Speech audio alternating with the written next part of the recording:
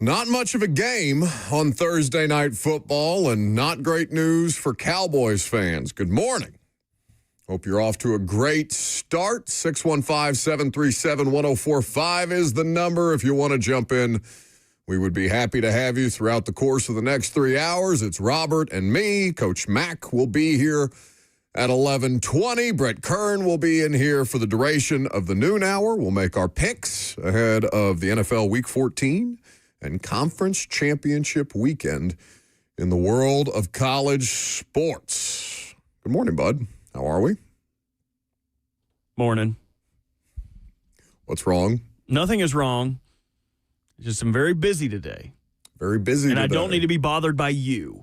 Oh, I'm bothering you, am I? No, there's just a bunch of stuff to get done. We got Toy Field coming up. 3HL's got logo brands. The warehouse sale today, which I went to yesterday, by the way. Spent way too much money, got way too many things, but it was worth it. It was a great sale. What did you spend more money on? ECU merch or Ravens merch? Unfortunately, there was not any ECU merch there, much to the chagrin of... Not an item. Not an item, but... If you are an SEC fan, they have got washcloths, soap bars, shower curtains, T-shirts, towels, anything. I don't know why I went with bathroom stuff, everything, everywhere there. But anything you can think of, like the rings that you hold up your shower curtains with, if you would like those to be volunteer shower curtain rings, I'm sure they have them somewhere there. There was a ton of stuff. NHL, NFL, name another three-letter sports acronym. NBA. Yep, that was there. It was there. Old school Vancouver Grizzlies stuff. It was very cool. I was a little hike out there to Spring Hill, but it was definitely worth it. Just listen to Blaine and Zach the whole way. Well, and 3HL on the way back. You can hang out with 3HL there today. That is correct, and it is free. Yesterday was VIP, so it is free to get in. No price at the door. Just go in there. Even if you don't want to buy nothing, just look at stuff. Sometimes I just like looking at stuff. Okay. Just a little window shopping. Cowboys have their playoff chances reduced to 9% after a 44-30 loss to the Detroit Lions in Detroit last night. There was a brief moment in time where it looked like Dallas may make a bit of a push.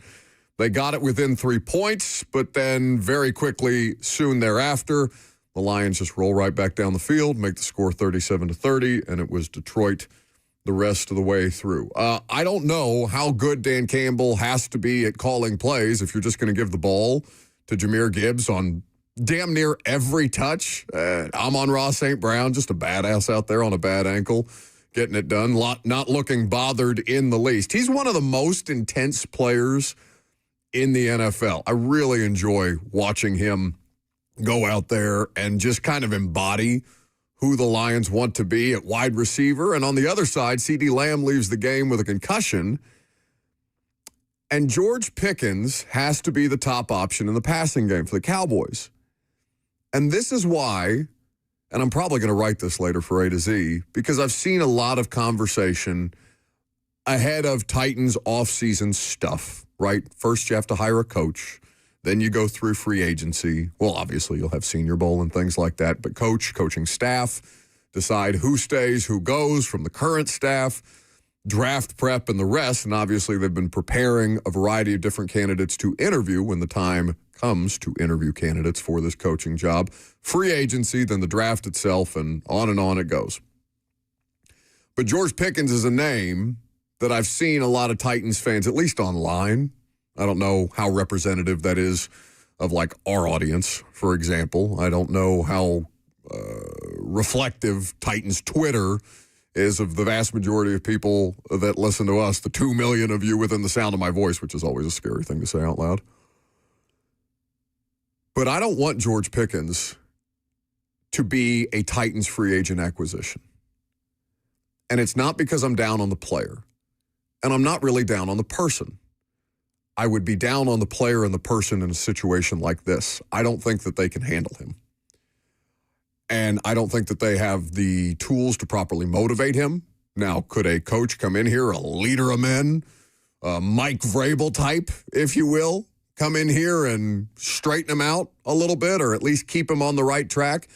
But the level of intensity or lack thereof that he displayed as the top option in the Cowboys passing game when CeeDee Lamb went down, that's not satisfactory, especially if you're going to be paying big money for a player like that. I would be very cautious of the spend on wide receiver on guy who is probably best served as a top tier 2 to come in here to be your number 1. You know why? Why is that? Because you just did it. You just did it with Calvin Ridley. And how much did you enjoy the Calvin Ridley experience? Now, Calvin's a different kind of a player, and Calvin's health obviously has robbed him of any kind of impact that he would make in his second season here. He's been done for a couple of weeks at this point in time. But even at the best version of Calvin Ridley, whatever that was, in a Titans uniform, I would imagine that most Titans fans would feel unsatisfactory or unsatisfied with the way that situation played out.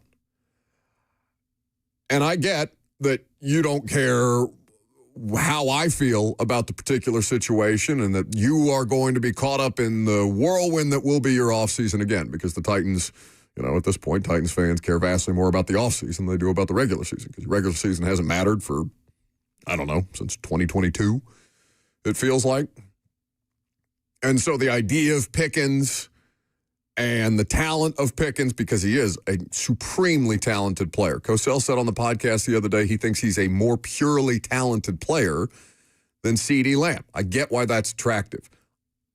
I would be surprised if that's the path that this particular front office went down. I don't think they're flashy that way. I don't think they're going to get caught up in, if the big spend is going to be on a average to mid-tier left tackle and the rest of it's just going to be kind of plug-and-play veteran-type stuff, and we'll fill out as many needs as humanly possible organically through the draft.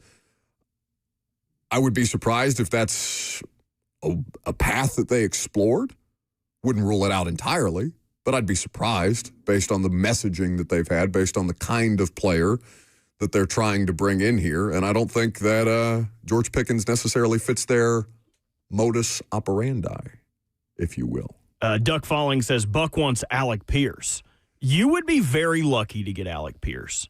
Is he available this offseason? He's a free agent after this year. And we talked about Matt Bowen's 109 best skills in the NFL. Is it being alleged that I want Alec Pierce because he's a white guy? I recently discovered. I'm not sure. Yeah, you did not know that Alec Pierce, formerly of Cincinnati. Thought he was light-skinned. Yeah, nope. He is Caucasic. Okay. He was listed in Matt Bowen's 109 best skills as the NFL's best deep threat. This year, I think, I would have to look up the statistics, but the statistics support that fact. Now, I'm not saying that you should never sign another wide receiver ever. Obviously, that's not the case. But I think that you have to put yourself in a position to be able to foster the kind of environment that a George Pickens would do well in. I don't want him to feel pressure to be the number 1 wide receiver. I want him to be a top-tier number 2. And I would imagine that there are many more stable situations elsewhere in the NFL, and I get why you would look at the production and say, well, why can't he do that here? Because you're not the Dallas Cowboys, and you don't have a CeeDee Lamb, and you don't have a Dak Prescott. You don't have a veteran quarterback presence to kind of oversee all of those things. You don't have a roster that's ready to win right now. You think George Pickens is going to do well in a losing environment? Because, are we expecting that you're just all of a sudden going to become the New England Patriots and rattle off 11 wins in 2026? I'd be surprised. It would be fun to watch him Cortland Finnegan somebody, though. Well, sure, but would that be fun when they're 3-14 again, or whatever they're going to be? Because that would be an improvement upon the current situation. I don't know. Were they bad when they had Cortland Finnegan and they had that fight with Andre Johnson? Oh, what was that? 2008, 2009. Your guess is as good as mine, buddy. I would need to look up the specific year, but they were competitive. But that fight rings through. Now, I don't think they were competitive in that game. If I remember correctly, they're getting their asses kicked in that game. Which is why Cortland Finnegan I think that's what popped off a little bit. That's what makes it ring through the annals of history of sports fights. Like, that's probably one of the best NFL fights of all time. So if you were to add Pickens to add to that, who would he fight on the Texans? Stingley? Would he fight Stingley? Yeah, probably. Kamari Lassiter, somebody. Kamari Lassiter, a good player. I want you to find your own George Pickens. I want you to stop trying to buy other people's stuff, because it hasn't worked for you. That's not going to be an effective strategy here right now, in the immediate. Maybe at some point when you get to a place where 1 or 2 players can put you over the top and you can be in that kind of a position, that's all well and good. But I would caution against that idea. Doesn't mean that you have to buy off on what I'm saying. Doesn't mean that you have to agree with what I'm saying. You do need a true wide receiver one. That's indisputable. But to put that kind of pressure on George Pickens in an environment like this, I think is a recipe for disaster. 615-737-1045 is how you can chime in. In the meantime, Facebook, YouTube, Twitter, and Twitch, of course, is where the FNM Bank chat exists if you would like to participate there. Alex is in White House to start us off this morning. Yeah, hey, thanks. So I don't know if it has to be Pickens or somebody, but I believe it was your show a few months ago that had a guest on that ran through the statistics of the successful quarterbacks who had rookie quarterbacks who had a true number wide receiver one. Like Burrow, they got Jamar Chase. Allen had forgot his name. He's gone, but he's on the Texans now. But anyway, we don't even have like a two. So Stephon Diggs, that's what it was. Sorry. And he's on the Patriots. He's on the Patriots now. Well, when he was on the Bills, helped out Josh Allen and the progression and everything. So, we got to have somebody, whether that's through the draft or free agency. Like, I think it would just be criminal to not have a true one. Well, yeah, even a two. Alex, nobody's arguing that you need everything. You need everything theoretically except a quarterback. Nobody's saying don't go get a wide receiver one. Of course, Cam Ward needs more support there. I'm just saying that specific one here would be a bad idea based on where this situation is currently tracking. Thank you for the call, though. Yeah, they need, I don't know, Alec Iamander, everybody was all fired up about Alec Iamander. Is he still leading them in receiving touchdowns with 2 and hasn't had one since week 3? Or has somebody surpassed him with 3 receiving touchdowns so far in the season? Yeah, you need everything. I'm not saying that you can just afford to turn your nose up at wide receiver options in free agency and the draft. You need them both. You can't just lean on Chimere Dike and hope that Alec Iamander is going to become anything. If anything, I would hope that Alec Iamander would be a higher-end version of your NWY. The Titans have 7 touchdowns this year, passing. 5 of them are to rookies. Sure. 2 to Alec, 2 to DK, 1 to Gunnar Helm. DK, so they both have 2 receiving touchdowns? That is correct. And Chimere has now 4 total touchdowns with the punt returns as well. So theoretically, he would be their leader in touchdowns. Can you tell me who leads them in receiving yards? Chig. I was surprised by that. I would not have seen that coming. I mean, he's the only one who catches any semblance of chunk plays in this offense, and Ridley hasn't, been available all year long. Listen, buddy, at this point, I'm just hoping Cam Ward breaks double-digit touchdowns if I'm a touchdown passes if I'm a Titans fan. That would be cool. Nightmarish. And this is probably a conversation for another time, but I feel like that term gets overused. Wide receiver one. Like, how many real wide receiver ones are there in the NFL? Jamar Chase, Justin Jefferson, JSN. Would you say that Philly is AJ? AJ takes up a lot more oxygen. He is the build of a number one, but yeah, I'd give you AJ. I'd give you AJ because if he was on another team that wasn't filled with a ton of options, he would probably be a number one. But like a number one in my mind is somebody that you can go to consistently throughout the game and trust them to dominate any coverage, any kind of like defensive slant. They would be able to come out on top of that. I don't think that if you look at like the Bills do not have a wide receiver one. The Ravens do not have a wide receiver one. Zay Flowers is a high-end wide receiver two. The Houston Texans, I think Colts do not have a wide receiver one. Nico Collins is probably the highest end wide receiver two. No, I know, but that's why I love George Pickens' situation specifically in Dallas. Because CeeDee Lamb or George Pickens, when they're on the field together, you don't have to, there is no wide receiver one, right? They're both supremely talented. They're both into it. When CeeDee Lamb went out last night, did you see Richard Sherman rip George Pickens' ass on the postgame show? Oh, yeah. We won't play the audio for you because nobody seems to have like the television copy. It's just people holding their phones up to record the TV, so the audio's bad.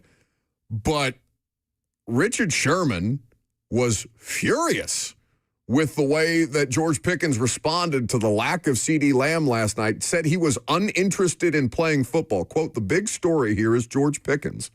Throughout the game, especially late, he just looked uninterested. And that's something you can't have if you want to be a superstar. If you want to be the best receiver in the National Football League, you can never disengage. You can't just disappear in these games or you're not going to have an impact. You're the guy. CeeDee Lamb is out. That's unacceptable. If you're the Dallas Cowboys and you're thinking about paying him big-time receiver money, $40 million plus, you've got to look at this tape and ask, is this a guy we can trust? I don't know. I'm not worried about CeeDee Lamb in Dallas more often than not. On the whole, he has been a good soldier and a great player. He has been objectively great in Dallas. What I'm talking about is importing that here without a clear and obvious veteran wide receiver option. Like, I'm not, with all due respect to Van Jefferson, if Van Jefferson is like your veteran presence in the wide receiver room and George Pickens is looking over at that guy and being like, am I going to respect you the way that I would respect a CeeDee Lamb? No, of course not. Because it's not nearly the same caliber of player. And the production is ultimately what gets these guys to respect you first and foremost. You need some kind of stabilizing presence before you import that into your locker room, unless you want to just create a mess. Because if you think he's disinterested in Dallas when their playoff lives are on the line, just bring him here and see what happens. You have headlines? I do. We'll do some NFL headlines next.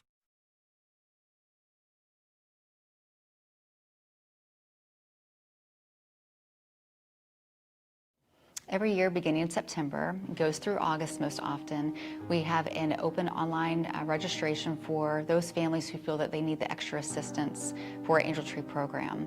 And so once those children are registered, those families are registered, they get qualified and they're put on our Angel Tree.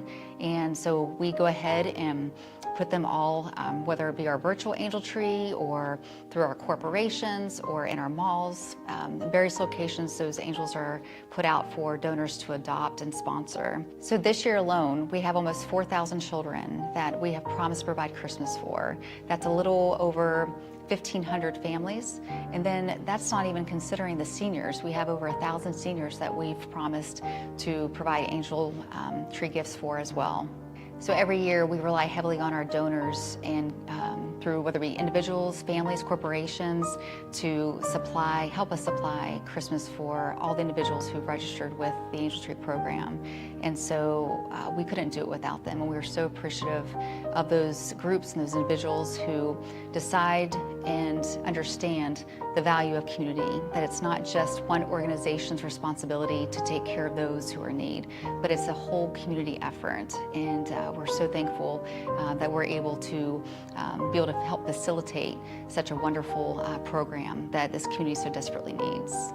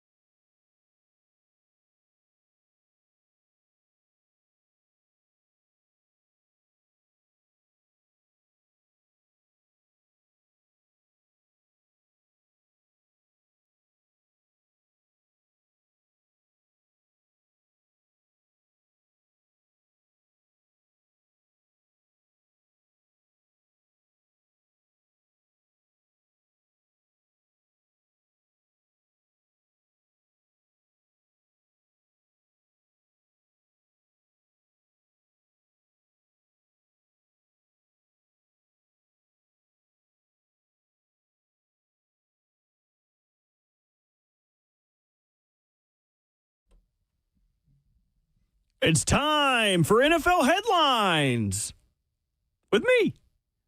I'm Bert.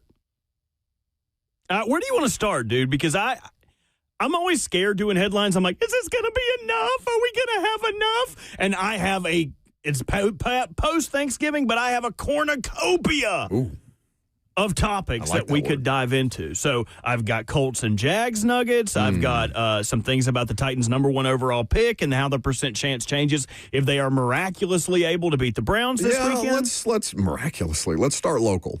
Okay, let's start with them then. Just to give people the Titans talk out of the way, and then we can move on to actually interesting. Well, most of the things I have in this are Titans tinged, so they may be adjacent stories, but they do affect the Titans in some way. But we'll start where you suggested. Look at you pandering to the audience. Draft implications for Browns and Titans per ESPN Analytics. A Browns loss increases their chance of getting the number 1 overall pick from 7.5 to 14%. And a win drops it to less than 1%. A Titans loss increases their chance of getting the number 1 overall pick from 47.6% to 66%. A win drops it to 29%. Heavy implications. Heavy are the shoulders of the draft nicks coming into this game. I don't think it will be particularly close, but I would like you to weigh the positives and negatives of a Titans win against the Browns, because we've talked for weeks that Cam Ward has to get another win this year, if only for his psyche, if only to go into the offseason with a little impetus towards success in the next season. How do you feel about weighing those options? I need him, and I've been steadfast in this, and I understand why draft people or people that are so focused on the draft, which is all that matters, right? All that matters with them right now is the future. But that's not conducive to this year's team, and this year's team is the number 1 overall pick at quarterback. The thing, it's a combination of things, right? Jeffrey Simmons is talking about how badly it sucks to come into work because of how bad they are. And that's the guy who's completely undaunted at every turn, who wants to be here, who fended off trade interests in a meeting with Titans higher-ups because he says it's hard to see through the losing right now, but he wants to be a part of the turnaround. I believe that Jeff is authentic in that. I have no reason to think that it's just a money play, though this is a place that can afford to pay him a significant amount of money, and he's going to be due a raise here in the not-too-distant future. I don't want Cam Ward to be the next person who thinks it sucks coming to work here. Because it does. It's a misery over there. There are guys who have good attitudes about it. There are dudes who understand how the business works, and they're just trying to get to the end of the season, and they're going to put good tape out, or as good a tape as humanly possible as they can. The Browns is a game that they are unlikely to win. The positives of it would be Cam Ward quieting any narratives, right, wrong, or indifferent, that Shedeur might be a better player. If Cam Ward goes out there and they win because of Cam Ward, and they would win because of Cam Ward, because if Cam Ward is doing enough. Who the hell else would they win because of? Brother. If DK returns every kick that touches his hand. God knows he gets enough of them because people are just racking it up on the Titans, so he's getting all manner of opportunities to do that. But if they win this weekend, it will be because, one, they've played complementary football. Two, they've found ways to, if not stop Myles Garrett, at least mitigate the hell that he figures to wreak on their situation, and that you could have definitive head-to-head evidence of Cam against a fellow rookie for the first time this season, fellow rookie quarterback for the first time this season that says, yep, no doubt, they got it right.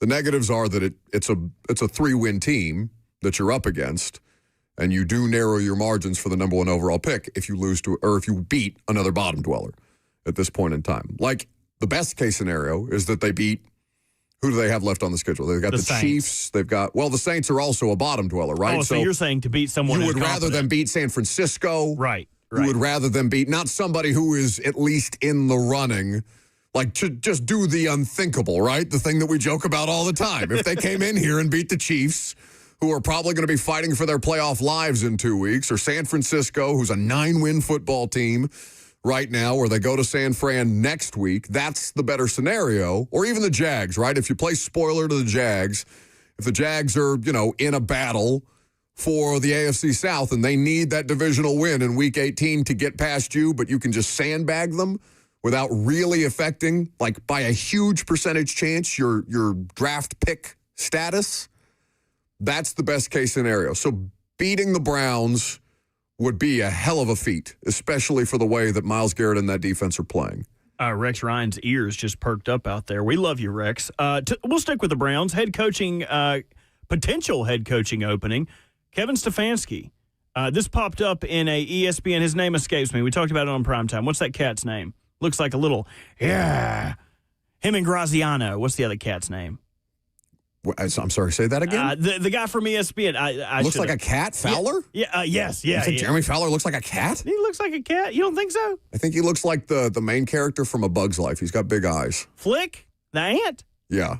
God, how did I know? That surprised me. Crazy pull. That I remembered that. But his future is in question, according to Flick, as you like to call him. Kevin Stefanski's future comes up often in my conversations with people around the league due to the Browns' 6-23 record the past 2 seasons. Another reason his name comes up, several executives and coaches I've spoken to believe that he'd be a prime head coaching candidate elsewhere should Cleveland move on after this season. The quote he provides is, he's a good coach, experienced, 2-time coach of the year. Cleveland's a hard place to win. He might need a fresh start elsewhere. If Kevin Stefanski comes available, I think the worst thing that could happen is he decided to take a gap year like Mike Vrabel if you are the Titans, because he provides that mix of offensive and experience at the position that I think the Titans would covet. I wonder how you feel about it. I just don't think he would leverage his way out of the Browns to come here. No, if they end up letting him go, would be this conversation. Sure, but this is a tactic. Like 100%. Somebody on behalf of Kevin Stefanski, always, anytime there is news available, no matter what kind of news it is, the first question you ask, who does it benefit to have this news out in the world? This benefits Kevin Stefanski because Kevin Stefanski is viewed as a commodity. Kevin Stefanski can either get a raise, a fat new raise from the Cleveland Browns as a bit of an embattled coach there for all of his suffering, and deserved because he's a 2-time coach of the year, and he has had success when they've given him actual tools to succeed. Their quarterback situation is a mess. Now, they do have the ammo, right? That's the whole premise around the Titans draft this year, is you want to stay ahead of Cleveland because you don't want Cleveland to just be organically able to select a quarterback with the number 1 overall pick. You want to leverage your situation so that Cleveland can come up. Now, maybe it's not the best draft, but I think that Fernando Mendoza, based on the traits and the football acumen, would be somebody that would make sense in Cleveland if he is going to be the number 1 overall pick. Most people seem like they're projecting that at this point in time, but it's either a play for Stefanski to have a mutual parting of ways that is in fact mutual and not fired because he's just sick of it, and who could blame him? It's been a circus, and he's still found ways to look competent at times. Or he wants more money. Either way, this is a pro-Stefanski headline, and so not knowing and not source guessing on Jeremy Fowler, I'm going to assume that somebody in Kevin Stefanski's world, him, his representation or otherwise, are saying, yeah, he would be a commodity should he become available. We also talked about the idea of trading for Kevin Stefanski. Obviously, that wouldn't impact this year's draft because you have to hire a coach. I mean, typically those things happen around MLK Day weekend, or MLK Day week is typically the timeline for hirings. I've done enough of them at this point in time. So that would obviously preclude the draft taking place. You wouldn't be offering this year's draft capital to acquire Kevin Stefanski, but it is curious. Another coach whose tenure is brought up in this article is Raheem Morris. And it impacts the Titans not because Raheem Morris would be someone that they would be tempted to go interview and sign away from Atlanta, but because it adds competition in the job market. Another position is open, and the Titans would then be fighting for the services of a said coach. So he goes on to say, another name that's coming up in conversations is Atlanta coach Raheem Morris, whose Falcons slid to 4-8 after a loss to the Jets. Would Falcons owner Arthur Blank be compelled to make a change after 2 disappointing seasons? What I've been told is Blank respects Morris a lot, so I don't expect a rash decision one way or another. Any sort of in-season move would be a mild surprise from my view. Where there's at least smoke around this job, this feels far from finalized. I think it would be a tough move to move off of him only because the Falcons do not own their first-round pick, making the job a little less enticing for good coaching candidates that would be available. They do tend to give people time in Atlanta. I mean, Dan Quinn got what? 6 seasons? Arthur Smith got 3. I would expect him to get at least as much leash as Art did in that situation. You got a rookie quarterback on a rookie deal still, and it's kind of at the poop or get off the pot moment where it's like you either stick with this guy and stick with the rookie quarterback developmental runway, or you burn the whole thing down and start over. Yeah, if you're a Titans fan, you're actively rooting for Raheem Morris to continue to keep that job. I don't know if Blaine brought this up on air or we were just talking while we were changing shifts between shows, but I think I asked him at some point while I was walking out of here whether he thought the Titans job would be better than the Falcons job if it came available. And Blaine pretty quickly said the Falcons job. Now, they have a more proven quarterback than is Cam Ward. They've got better skill position players. They've just paid their offensive line. The defense looked like it was a good idea at the start of the year, the kind of mortgaging of their future that they did for James Pierce. And it's not a bad defense, but it's not worth not having it's not worth the Rams having where would the Falcons pick if the season ended today? They're a 3-win football team right now, aren't they? It would be the 9th overall pick currently. Yeah, I mean, a top 10 pick for Sean McVay. It's not worth the Rams having because I don't assume they're going to win many more games. I assume that pick is only going to improve here in the next couple of weeks. Like the idea of the Rams having a top 10 pick for the sake of the Falcons defense this year is kind of that's a fireable offense. Terry if I was firing anybody in Atlanta, it would be Terry Fontenot, general manager. I don't think he's done a good job. Well, Terry would Fontenot if he was going to get fired. For what it's worth, I think they had a pretty good draft on defense, adding Xavier Watts, who's a starter, Jalen Walker, who's a starter, James Pierce, who's kind of being a situational pass rusher right now, and converting Billy Bowman from a safety to a nickel cornerback was proving dividends before they had to add him to injured reserve. So the Falcons had a good draft. They just really weren't able to get over the hump. Let's go to the AFC South, where I don't know if you knew this. I did not know this. This Colts-Jags matchup, it is the league's leading rusher against the league's top-ranked run defense. The Jags are only giving up 82.4 yards on the ground per game. Taylor has destroyed the Jags in Indianapolis, 546 yards and 4 touchdowns in 3 games against Jacksonville. This kind of feels like the Colts' turning point. Either you stay on top or you open the floodgates that allows the Jags and the Texans to maybe seep back into this AFC South race. It's the most embarrassing streak in the NFL. I don't know if we already talked about that this week on the radio show or if that was a primetime thing. We mentioned it. On the radio show? Briefly, yeah. It's a humiliation for the Indianapolis Colts organization that they have not won in Jacksonville since 2014. That's football war crimes. That is such a point of shame for an organization that I think the Colts are perpetually overrated this year. Obviously, anybody who was looking at them, Fitz picked them to win the division before the year started. I don't know if he was actually believing in Daniel Jones or just thinks that much of Shane Steichen and the rest of the roster, but I didn't hear as much Colts hype in the offseason as I did in this specific offseason as I did the last couple of years, but yeah, they have to get it done. The Jags are a fraught team. Trevor Lawrence, who do you trust more in this situation? Daniel Jones on a bad leg or Trevor Lawrence fully healthy, but he's still Trevor Lawrence? Yes. Yeah, that's a nightmare. How would you like to die? By drowning or stabbing? Yeah, or stabbing while drowning. Yeah. Which one? We'll pull you out of the water and stab you. Yeah, I don't know. We will pick those games with Brett Kern today at 12:20. Yes, we will. For all those interested, love Brett's picks. Love Brett's insight. Brett brings in, you guys maybe see it if you watch on Zone TV, the amount of detail that Brett Kern puts into the picks and the information and the historical precedent and things like that. It really is, I know Brett is an over-preparer by nature, which is why the pick segment was good to do with him, but he really, all 3 of them this year, to their credit, Nate, Ben, Brett, they've been even better than I could have expected. I'm really grateful that they've lent their time and talents to the radio show this year. Maybe Titans fans are looking forward to free agency, some additions that may happen on their team. A player that was going to hit free agency and now is not, Mark Andrews, signing a 3-year, $39 million deal. But that's not really what I want to talk about with this. What I would like to talk about is Isaiah Likely. Yeah, I would just like to cede the floor to you for all of your Ravens tight ends thoughts that you have been like a flamethrower. Every time I see you or I pull up the stream for prime time, you melt my face off with your Ravens tight end analysis, and I would just like for you to share that with the audience. You have 30 seconds. The floor is yours. I'm just hurting, man. I'm hurting. I love Isaiah Likely. I love me some Isaiah Likely. And if you're a box score watcher or a stat box watcher, you're like, well, that guy's never really been an elite tight end, but he could be.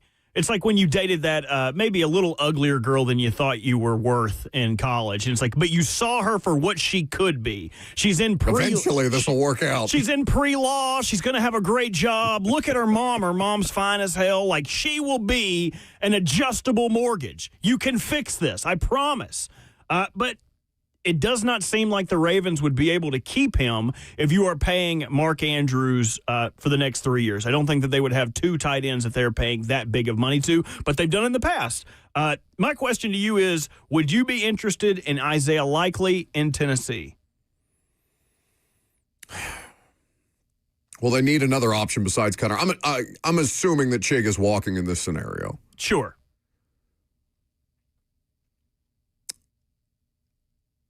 Is the next coach going to use two tight end sets more frequently? Obviously, if you're Mike Borgonzi and you're signing players in this situation, and if you're hot on Isaiah Likely, you would almost have like some assurances here. Like we're gonna do more 12, right? Like we're gonna utilize more two tight end sets to take advantage of this because Gunnar Helm has a place on the field. I'd be fine with Gunnar Helm if he's the starting tight end moving forward in a post-Chig world. I would be interested in Likely. What's he cost? 15 plus. 15 plus. Probably. I would imagine a 4-year 60, 3-year 45. I don't think that they are going to be the type of organization that has but one or two big spends an offseason. Like, I don't think if Mike Borgonzi is running the show moving forward, I don't think we're going to see the Rand Carthon, Snead, Ridley, Cushenberry, Kenneth Murray. None of those contracts have worked out. Nightmare scenario, but you understand what I'm saying. But tight end is a functional enough position on so many different levels that would make sense to me. That would be a utility play, because that's what Dan Moore was, right? Now, did you think that J.C. Latham was going to be a worse right tackle than he was a left? No. And J.C.'s not been like a problem, but there are some issues there that have yet to find a resolution. Dan Moore's a utility play, though, right? Because you pay $82 million over 4 years for a left tackle and a right tackle in that scenario. Isaiah Likely would be somewhat in the same mold where, okay, Gunnar Helm may not be a completely finished product, a well-rounded, three-down type of player right away, but Isaiah Likely does enough of the other stuff that would make sense to help you supplement what you would not have, and that would put your tight ends as your best skill group right out of the gate.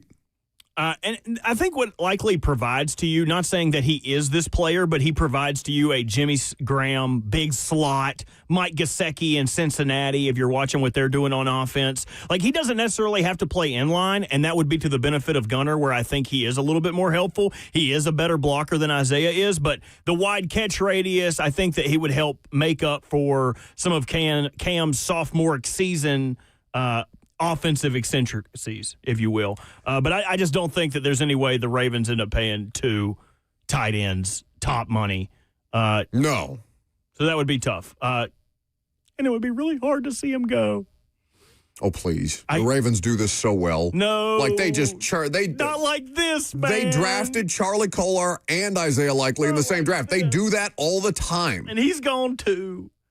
Kolar's gone too. Yeah, man. but they'll draft you two more tight ends and you'll be fine. Like the Ravens, I don't know who does it as well as the Ravens with the comp picks, but the Ravens may be the best organization in regenerating organically with the way that they play the comp pick formula stuff. By letting guys like Isaiah Likely walk to bad teams like the Titans. They are number one in compensatory picks. I think the Packers are number 2 and the Cowboys are number 3. Also worth noting before we get out of this, 30% of the league's starting tight ends will be free agents after this year.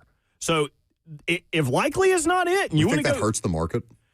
I think the availability. I mean, look at simple business. Like 2 or 3 guys will have bank breaking type money, but the rest of them I don't know that will go their way. Right. I think people will let the market play out and see where the chips fall as they may. Franchise tagging a tight end this year would cost about $15 to $16 million. So if you're going to pay somebody that anyway, maybe you're go get somebody on a multi-year deal where you can maneuver the cap hit rather than just eating 15 straight up. Or draft another one. It's a decent tight end class.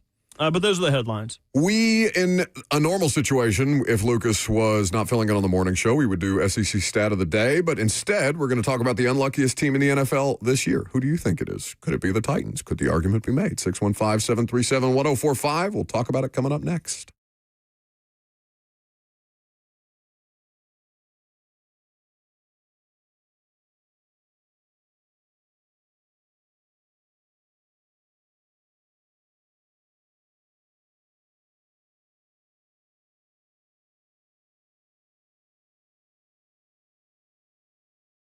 No one wants to deal with a plumbing, HVAC, or electrical emergency. Most of the time, you don't know what it will cost or if it'll get fixed correctly or if someone is just trying to sell you something.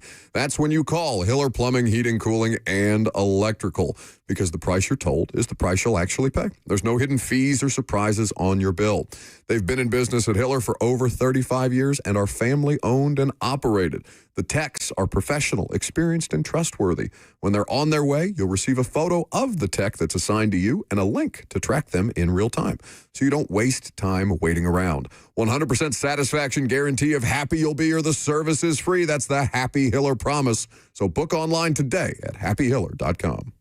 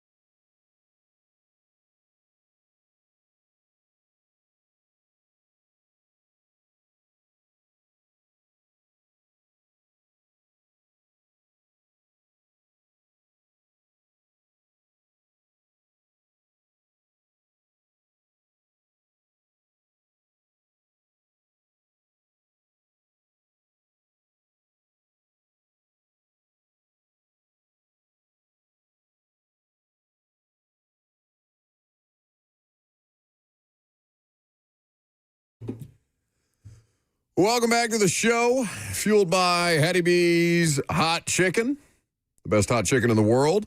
We do have a weather update. Now, I can't imagine that there's many people traveling to Cleveland for this game. If you're a Titans fan, maybe you bought the tickets beforehand. Maybe you were just excited about the idea of Shedeur and Cam, and this was the game that you're going to make.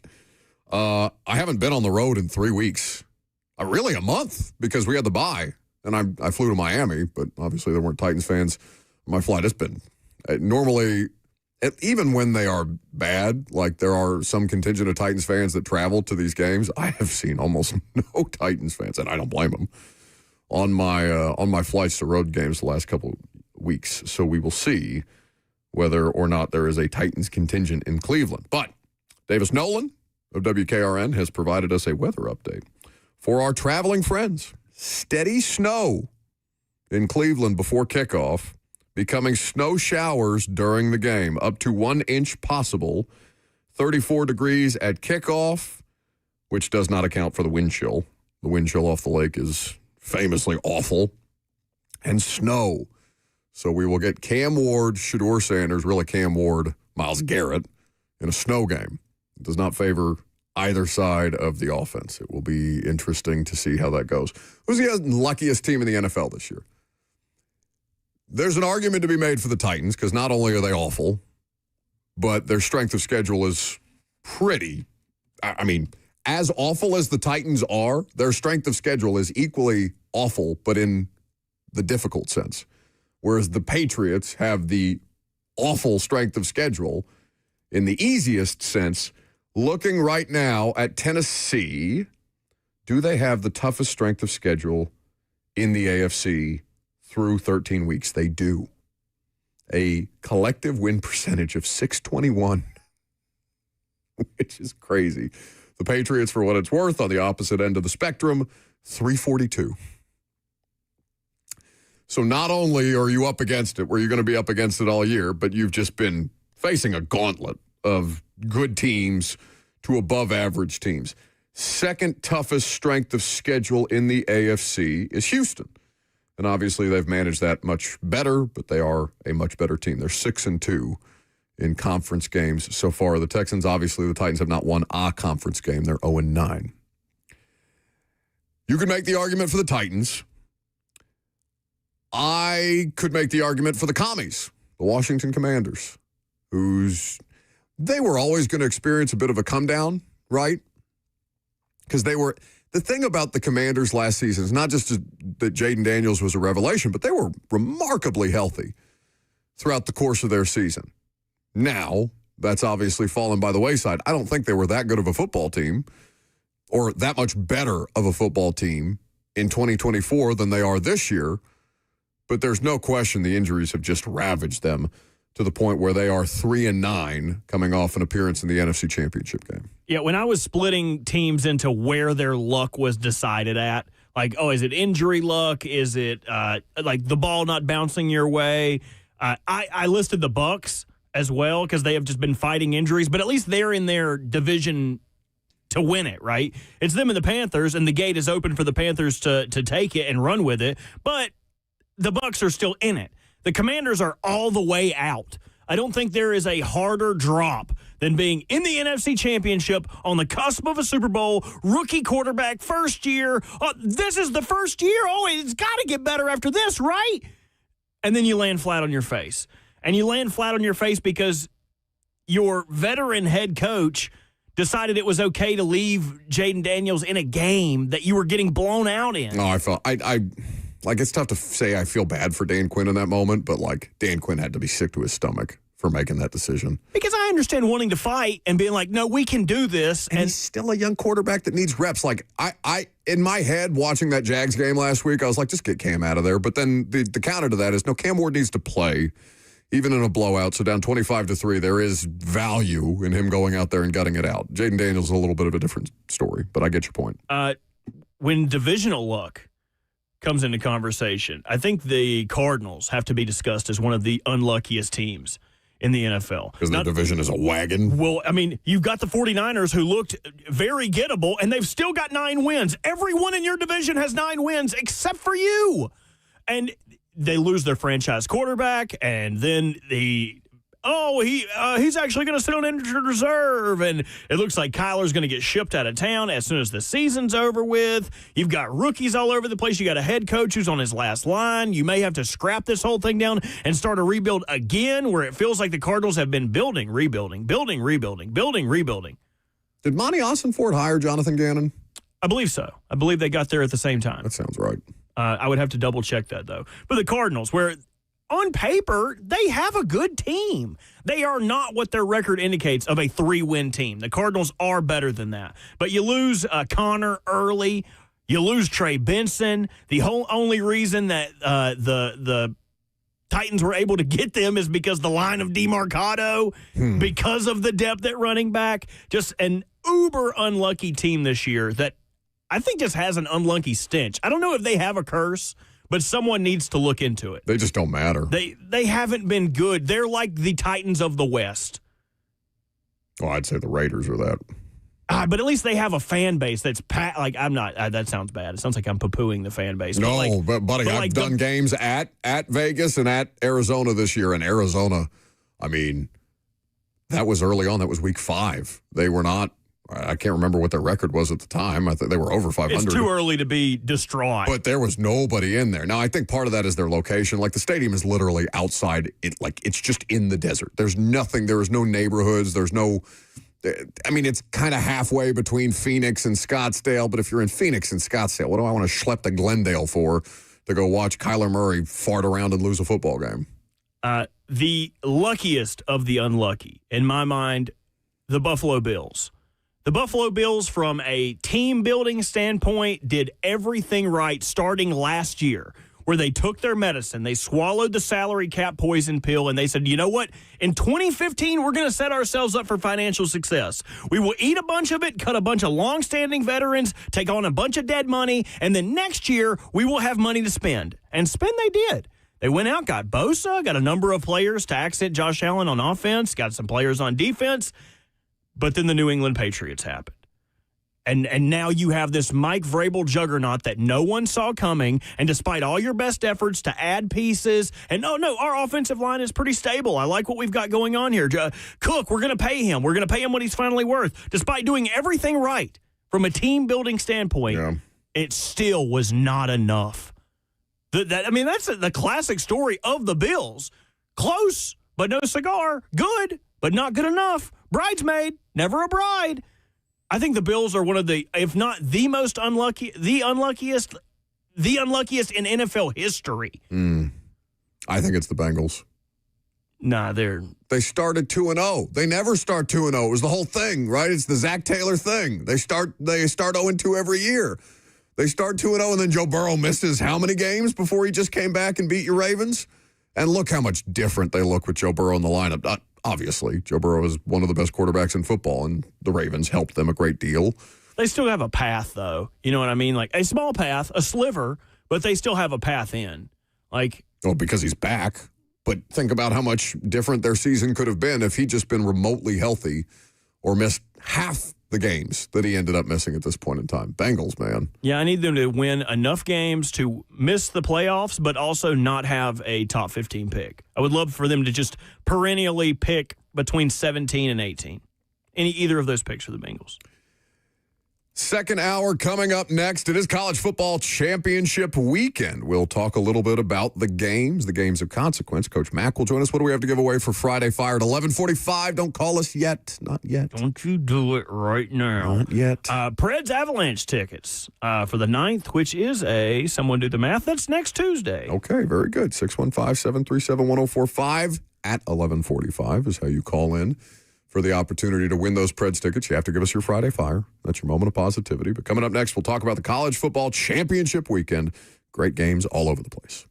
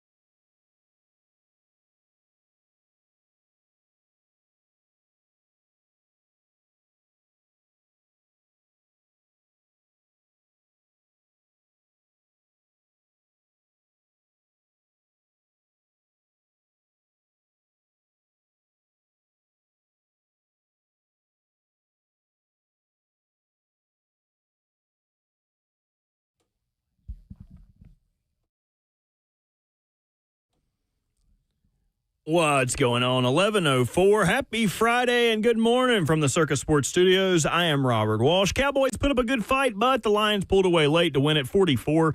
Jahmyr Gibbs finished with 120 yards and 3 touchdowns to tie Barry Sanders for most touchdowns before turning 24. Unfortunate news after the game for the Lions, as safety Brian Branch has torn his Achilles and will miss the remainder of the season. Ball basketball headed to Nashville for a huge matchup against number 14 Illinois, Bridgestone Arena, with a 7 p.m. tip-off. Overall, Tennessee Sports has a 4-1 record against Illinois. It is 3-0 at home and 1-1 on the road. The 2025 meeting will be the first between the two on a neutral floor. Titans injury report looks a little more promising than it did earlier in the week. Everyone who had a rest day returned to practice fully, but Jalen Armour-Davis remains sidelined with an Achilles injury. You know you got you covered with the game day, starting with pregame, followed by Titans radio, all the way up to that noon kick in Cleveland. For all your foundation repair and your waterproofing needs, you got to go to USSTN.com. Breaking news at once on your home for the Titans and the Vols. This is 104.5 The Zone.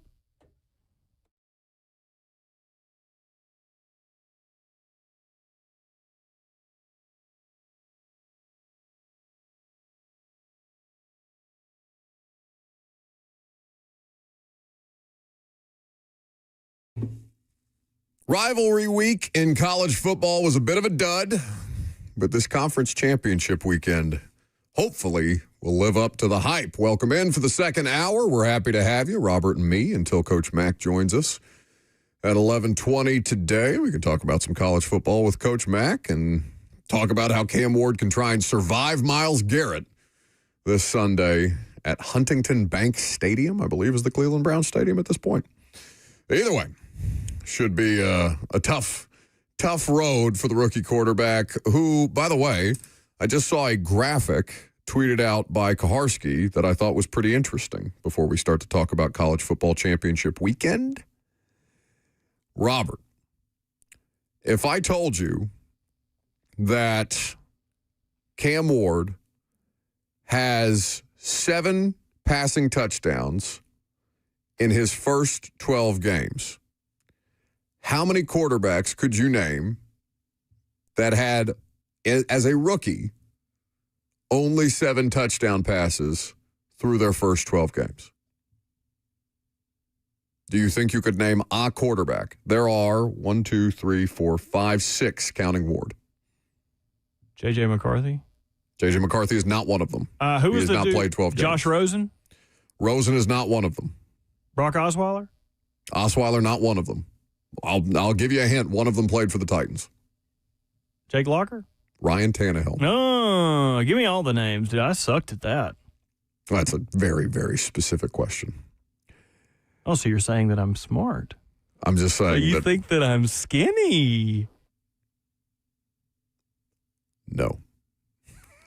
It's Friday. It could have been your opportunity to be nice to me, but The list. So 7 or fewer touchdown passes as a rookie through their first 12 games. And Kaharski tweeted this courtesy of StatHead. Cam Ward, Justin Fields, Mitch Trubisky, Ryan Tannehill, somebody named Rick Mirer, M-I-R-E-R. I'm unfamiliar. Was a quarterback of the Seahawks in 1993. that was the year I was born. It was also the year that I was born. Twinsies. Am I older than you? By like, A month? yeah, something like that. And your birthday on like July? July 20th. Yeah, August 4th. Leo gang. Are you a Leo? I'm a Cancer. Oh, hey, we Shocking knew to no one. that. We knew that. Shocking to no one. You are a giant crab. Yeah. Rick Meyer, Chris Chandler, Kenny Pickett. No, I'm sorry. Chris Chandler, Rick Meyer, Ryan Tannehill, Mitch Trubisky, Justin Fields, and Cam Ward all have 7. There is a list that has less than 7, so going on down through that, Kenny Pickett, Scott Hunter, Archie Manning, Dan Pastorini, Terry Bradshaw, and Terry Bradshaw all had 6. Obviously, much different generations of football, a lot of 1970s in that. Then further on down, Tommy Maddox with the Broncos had 5. Cade McCown in Chicago. McNown, not McCown. 4. Steve Fuller, 4. Neil Lomax, 3, Richard Todd 3, Jimmy Clausen 2, Joe Ferguson 2. So not the most esteemed company there for Cam Ward, and obviously a lot of those numbers skewed by a 1970s through 1979 heavy sample size, where the modern day of football has obviously evolved to a much more pass-heavy front. Titans are throwing the ball at a far more frequent rate than I can remember, certainly, and this is my 9th season, at any point before that, where they just are simply the worst rushing team in football this year, and that's coming off one of their best rushing performances of the season against the league's best rush defense, where they were still held. I believe Jacksonville held them to their average of 82 and change yards per game. Now, is that indicative of future success? No, the results are all over the place. I mean, the most successful quarterback on this list out of any of them is Terry Bradshaw. But we understand that Bradshaw in 1970. Nah, don't make excuses for him. Don't make excuses for him. Him and Joe Namath both need to be kicked out of the Hall of Fame. Our standards have increased. Get out of here. Okay. It's my biggest hot take. Get all those old geezers that suck now out of there. Joe Namath does not need to be in the Hall of Fame. Throw him out. Don't care about the Super Bowl. It's more about, like, the iconic player that Joe Namath was, or the iconic person that Joe Namath was in the city that he played in. I think yes. Doing a lot of... Let's get Joe Namath to do some speaking engagements around there. I don't know how well he would do at those situations. Might be some problematic behavior. Anyway, so let me take Terry Bradshaw out of the equation. The most successful player after that is Ryan Tannehill, isn't it?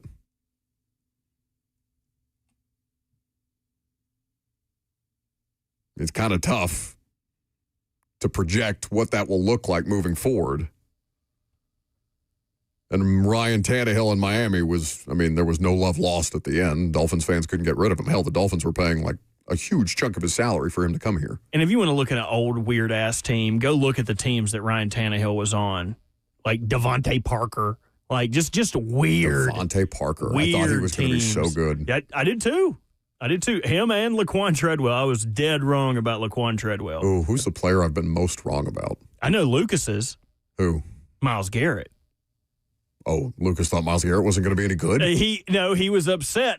We'll have to get him to tell his side of the story. No, that's fine. Let's drag him while he's not here. Who was that's the Tennessee pass rusher? He's on Houston now, had a great career. He's in the same draft class as Myles Garrett. Oh. And Lucas is like, that guy is going to be he's going to be better than Myles Garrett. He's better than Myles Garrett was that good at Texas A&M. And then he got bounced around.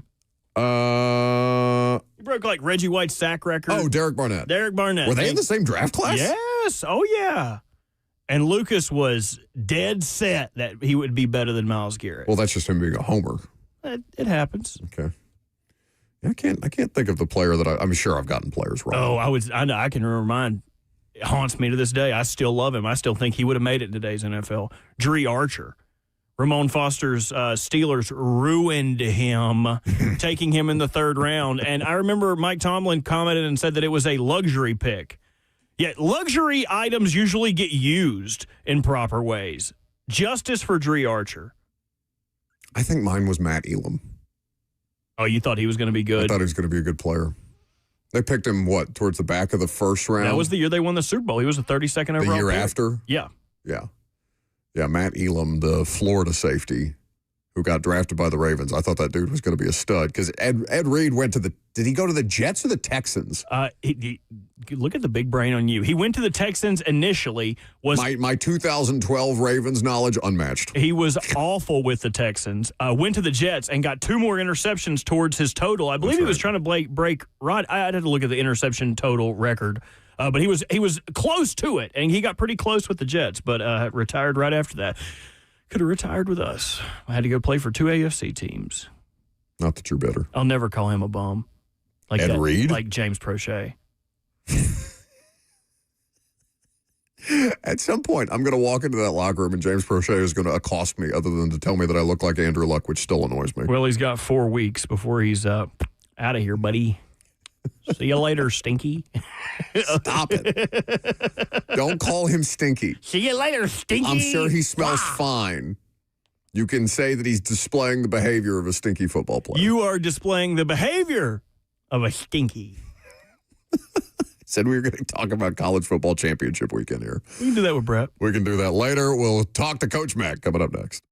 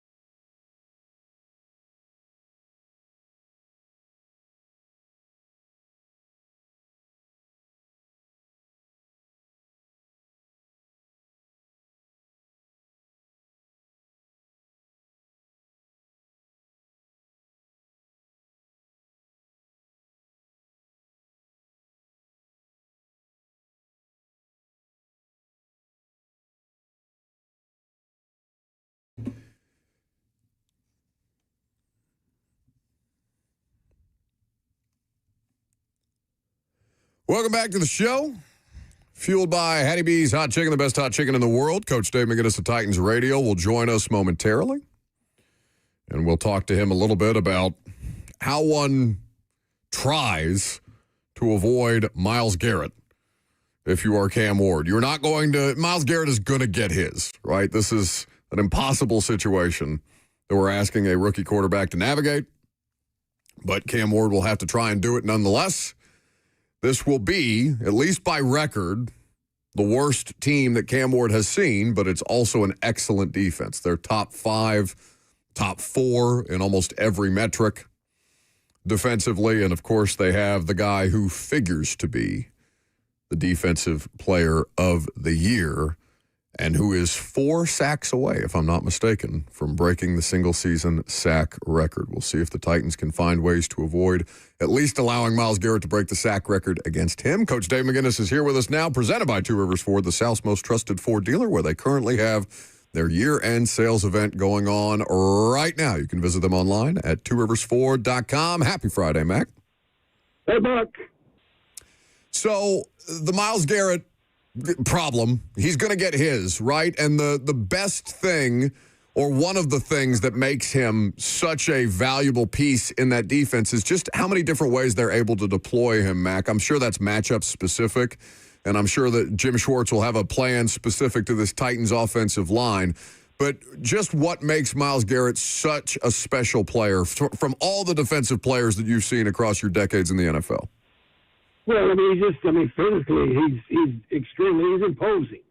I mean, he has been ever since he came out of Texas A&M. He's got all the gifts that you'd want. I mean, you just start checking off boxes as far as attributes. He's got them all. And plus, I mean, he's developed into a really, really savvy player. And you're right with Jim Schwartz. I mean, I was on a lot of defensive staffs through the years here with some really good defenses with Jim Schwartz. And he's one of the better game planners. He really does a good job. The same thing he did with Albert Haynesworth, same thing he did with Kyle Vandenbosch. Our game plans for those guys up front, in a 4-3 defense, always revolved around getting the types of matchups we wanted across the line, and especially, depending on down and distance and, time of the game, all of that stuff. Jim Schwartz is really good at it. But Myles Garrett, I mean, he's a Hall of Fame player. And clearly he's going to be. But any box that you would want to check, as I have previously said, when you are looking for someone to be an elite pass rusher in this league, he's got it. How much does that elevate the rest of their defense? Because there's other players on that defense who are high level, but obviously having Myles Garrett, who the defense is centered around, makes everybody better. Anytime you've got a disruptor, I mean, it makes a huge difference because all of a sudden now what you're doing, you're decreasing time that routes have to develop on the pass. He's also a good run player too. He's got over 57 quarterback pressures. So, when you put on the tape, if you really start grinding tape and look and quit just looking at the numbers and just watch him play, there's a lot of times where it may not show up on a stat sheet, but his disruption as to what he does with an offense, it's pretty universal throughout the whole game. Coach Dave McGinnis of Titans Radio here with us on 104.5 The Zone. You can hear Coach Mack on the call with the rest of the Titans Radio crew as the Titans hit the road for the first time in the better part of a month when they head up to Cleveland to face the Browns. Unrelated, Mac, and you may not have an opinion on this, and you don't have to say either way if you do, but there's a lot of, as teams start to make changes with their organizations, obviously the Titans will be looking for a new head coach here and will have started stacking candidates and things like that. I'm surprised that I haven't heard more mention of Jim Schwartz potentially getting another opportunity. Are you? Well, right now, and again, I don't really worry about all of the innuendos, and I don't really worry about all of the rumors. Right now, it just doesn't really matter. Schwartzy, I know Schwartzy very, very well. I mean, he's not a guy that's a self-promoter. He's just a ball coach. So to me, look, there's a lot of time left in this season still. But things that go on behind the scenes, Buck, I mean, you pretty well versed in this. I mean, there's a lot that goes on behind the scenes that never gets out to the public until it becomes reality. So on the other side of the ball for Cleveland, we've seen a small sample size of Shedeur Sanders. What have you made of the way that he's handled the situation in his first couple of starts? Well, I mean, he's a rookie quarterback, on a team that's on their third quarterback. And, when you watch him, I mean, he's like any other rookie quarterback, just like this rookie quarterback here, for us at the Titans. It depends on, the group that's around you. And also what it depends a whole lot on is just time on task. There's stuff that there's stuff that he hasn't seen yet at all. And so basically what you do when you've got, and especially, he's their third quarterback this year, the offensive coaching staff, what you are trying to do is try to fit into a 5-day game plan, things that you think he might be able to do, things that he's shown you that he is good at, without really knowing what other defenses are going to throw at you, to begin with, just because you've got a rookie quarterback back there. I think he's done fine. That's a tough spot, for any rookie quarterback to be in, but especially one that, is just now coming in at the tail end of the season. Well, and he's getting a little more, I mean, both of them, Gabriel or Sanders, depending on who's been in there, they're just getting a little more support in the run game than obviously Cam Ward is here, and we understand that there's a couple of different reasons for that. Browns have a handful of injuries on the offensive line coming into this game. Jack Conklin, I don't expect to play. He's missed 2 days of practice with a concussion at this point in time. But what have you liked about the rookie running backs that the Browns have and how they've contributed to that run game? Well, Junkins is their horse. That he's the guy that they lean on. The thing that they've done, especially as of late, they're playing a lot of 12 personnel because really, their two tight ends are really better receivers and better football players than their 3 and 4 wide receiver. So, they're not in 11 personnel as much. They're in 12 personnel quite a bit. That helps too with the run game, and also it helps, with the play action game because tight ends, their routes normally are closer in to a quarterback's throwing alley, and so that's what they've done. That's what they've done offensively around him. Defensively, Schwartz's defense has played, very, very well all year. I mean, they just as they normally do. Now they lost a big piece. When they lost their defensive tackle last week that hurt his quad, so he's not going to be in there. He's on IR for 4 weeks. But they've got a pretty decent back end. I like Schlesinger, the middle linebacker. That's a rookie middle linebacker that's starting. I know that in running shorts, he's 4-3 defense. That guy's got to be able to absorb and also to do a lot during a ball game. And I've been very impressed with what he's done. Coach Dave McGinnis of Titans Radio, his visits with us made possible by Two Rivers Ford, the South's most trusted Ford dealer. I assume you're out at practice today, Mac? Yeah, well, I stepped inside. I'm not talking to you on the phone outside. It's a bit nippy outside. It's a little chilly outside. It's going to be cold in Cleveland, obviously. I mean, the wind, it sounds like we're going to get a little bit of snow. Davis Nolan tweeted us a forecast for the game. Sounds like a little bit of snow pregame and into the game. We'll see how that takes place. As far as game planning for the Titans offense, where the run game has been such a struggle, obviously you can't abandon it, and they found a little more success this past week against a good Jags front that was one of the more surprising places for them to take advantage. Obviously still a lopsided result, but how critical is it to get the ground game going in this specific game? Well, you can't be one-dimensional against any defense, and especially this one, because if you're one-dimensional, we've just been talking about how disruptive they are, especially when if you're fighting the chains, against them with Myles Garrett, and you're fighting the down and distance battle against them throughout the game on a regular basis, you're going to have problems. Because I know. I mean, I worked too long with Jim Schwartz, and I know how he game plans, and I know what he's looking for. So, for somehow it doesn't really, whether you run the ball, whether you play action, whether you short throw it, whatever you do, you can't afford to get third and double digits in the chains constantly against this team especially. Titans countdown at 11 o'clock. I'll be a part of the Lee Company countdown to kickoff from Cleveland. That gets you started at 9. Of course, Coach Mack and the rest of the Titans radio crew on the call, noon the kickoff for the Titans at the Browns. Buddy, safe travels, and I'll see you up there in Cleveland.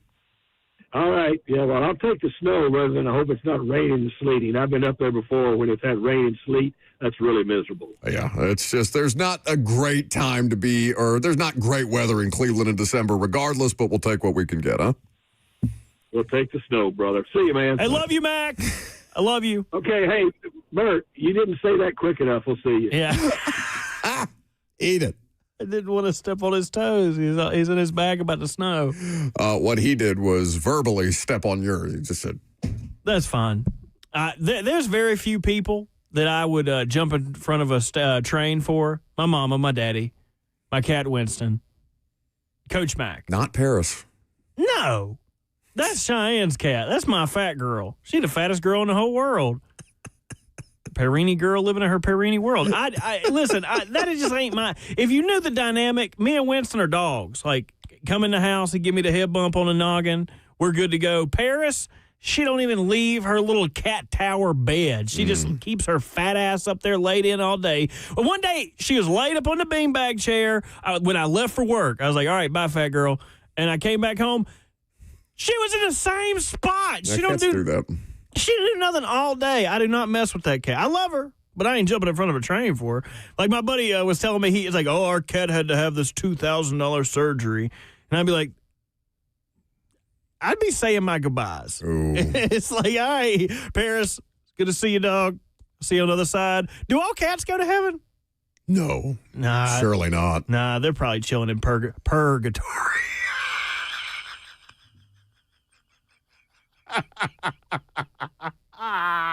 You can be mad all you want to. That's set up perfect, dude. I'm trying so hard not to smile.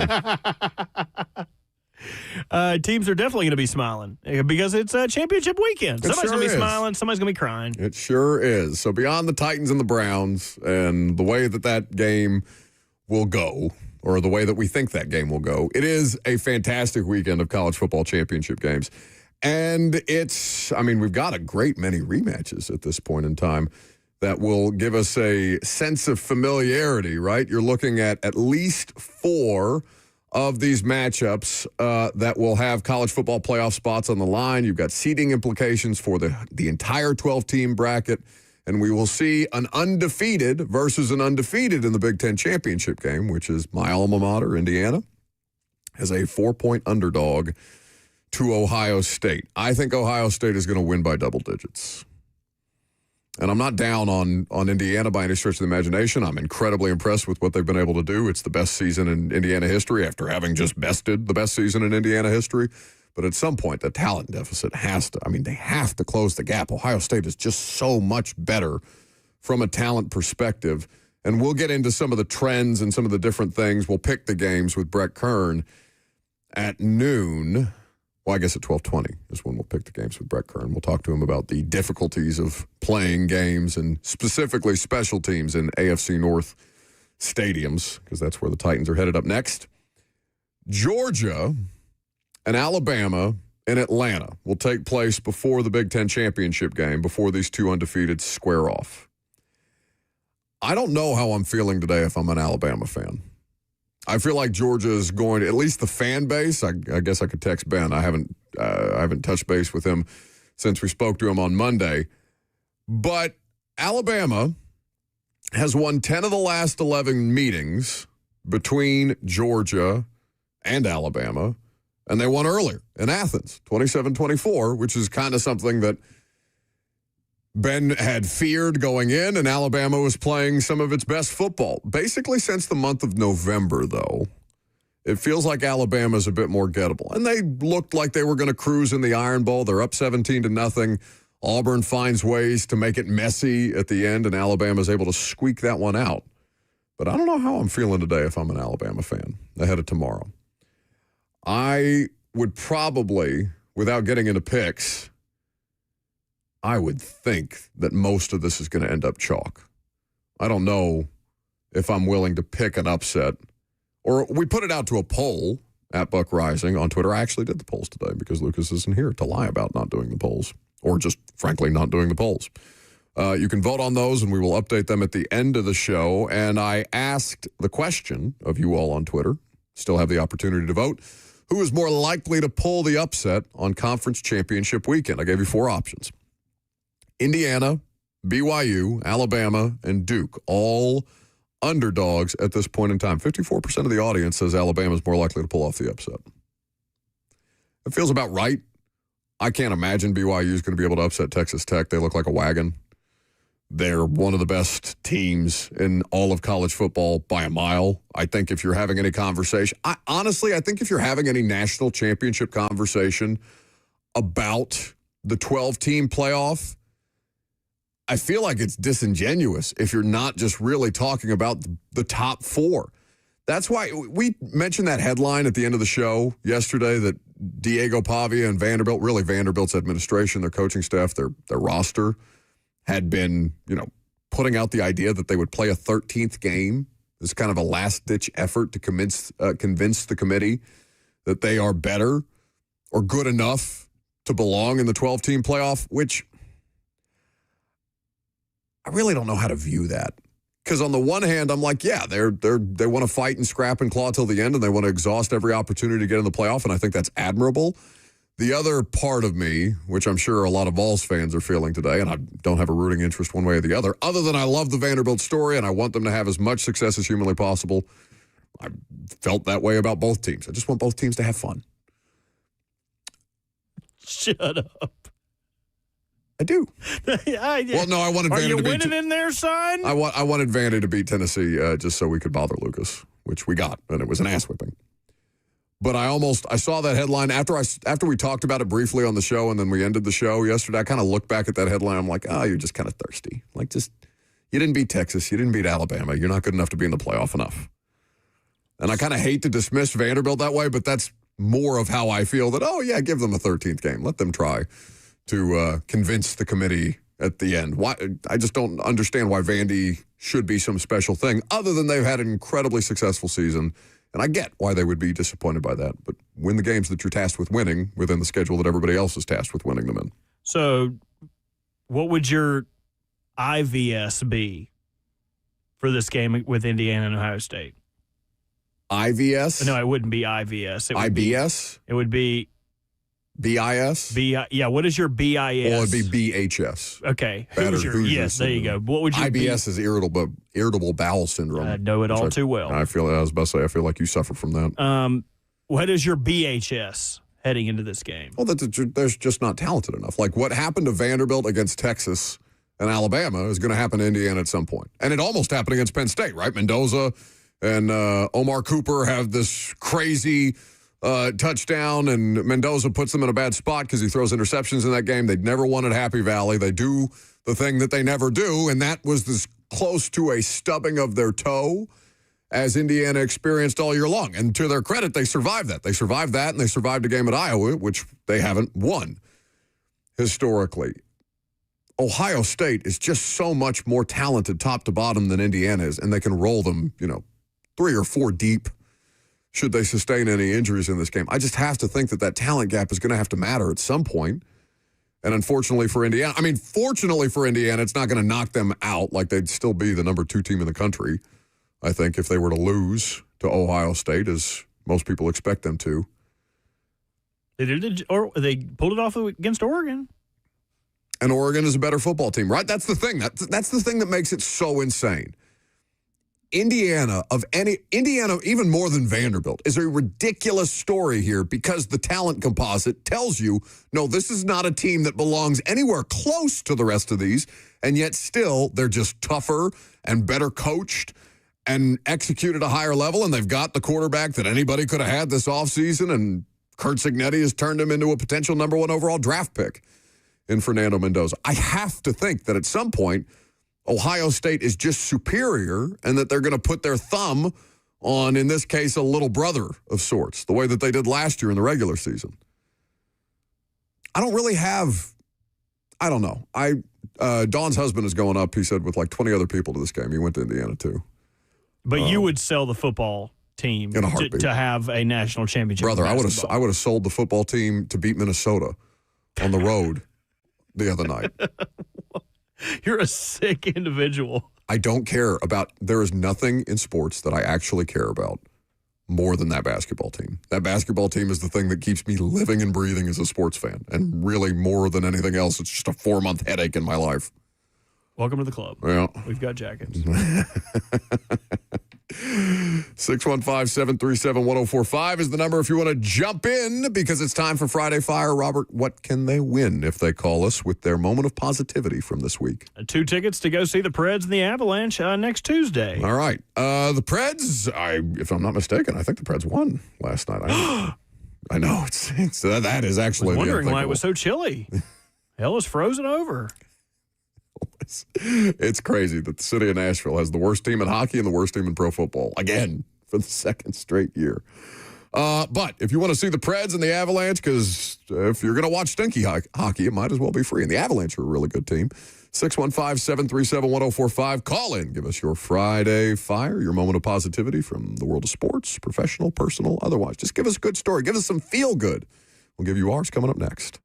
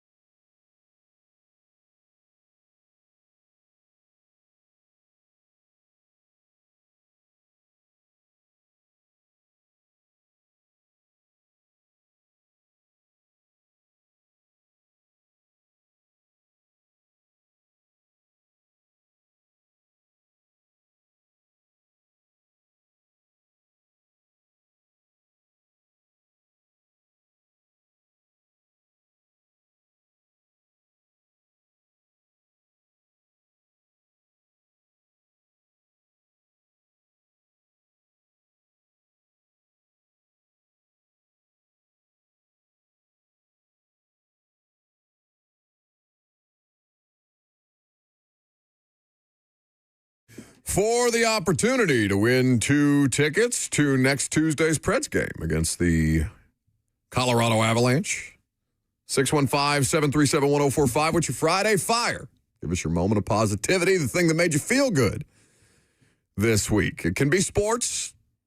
Not a lot of feel good here lately in the local sports. I mean, Vandy fans should feel good, even though I understand that they want to make the playoff and that the campaigning for it is something that they're going to be disappointed if it doesn't go their way. But it should feel good to be a Vanderbilt Commodores fan, not just because of the playoff run, but because of Jared Curtis, because you've got an undefeated women's and men's basketball team right now. Vandy athletics are really operating at a high level, which is going to make you feel good. That's not my Friday Fire, however. Robert, have you seen Andy Reid's media availability from earlier in the week?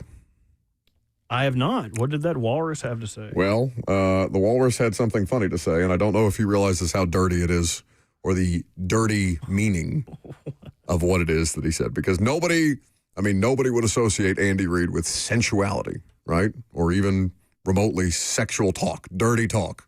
You associate him with cheeseburgers and with... Which are inherently sexual, but... For him, yes, it seems. When me too. I don't want to think about you committing lewd acts with a cheeseburger. I need you to play this Andy Reid audio from a Zoom call that he did earlier this week with Kansas City media. Because the phrase that he uses, I think it's something that he may have heard in like literally locker room talk, and he doesn't actually understand what it means, but it has a dirty connotation. Let me hear from Andy Reid. I'm sure you've looked at the standings. This isn't your first rodeo. You know that you pretty much have to win the next 5 games. If you lose one, you're going to need a lot of help to get into playoffs. What's your level of confidence that you can win these next 5 games in a row?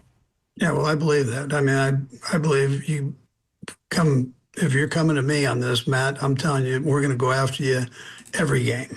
And, that's how we roll. We're going to try to tickle your tonsils every game. And, but that's the attitude that we're coming in with. And then you let the chips fall where they may.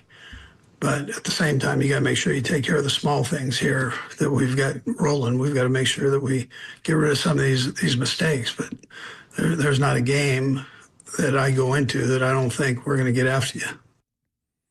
We're going to tickle your tonsils every game. There's no way he knows what that means.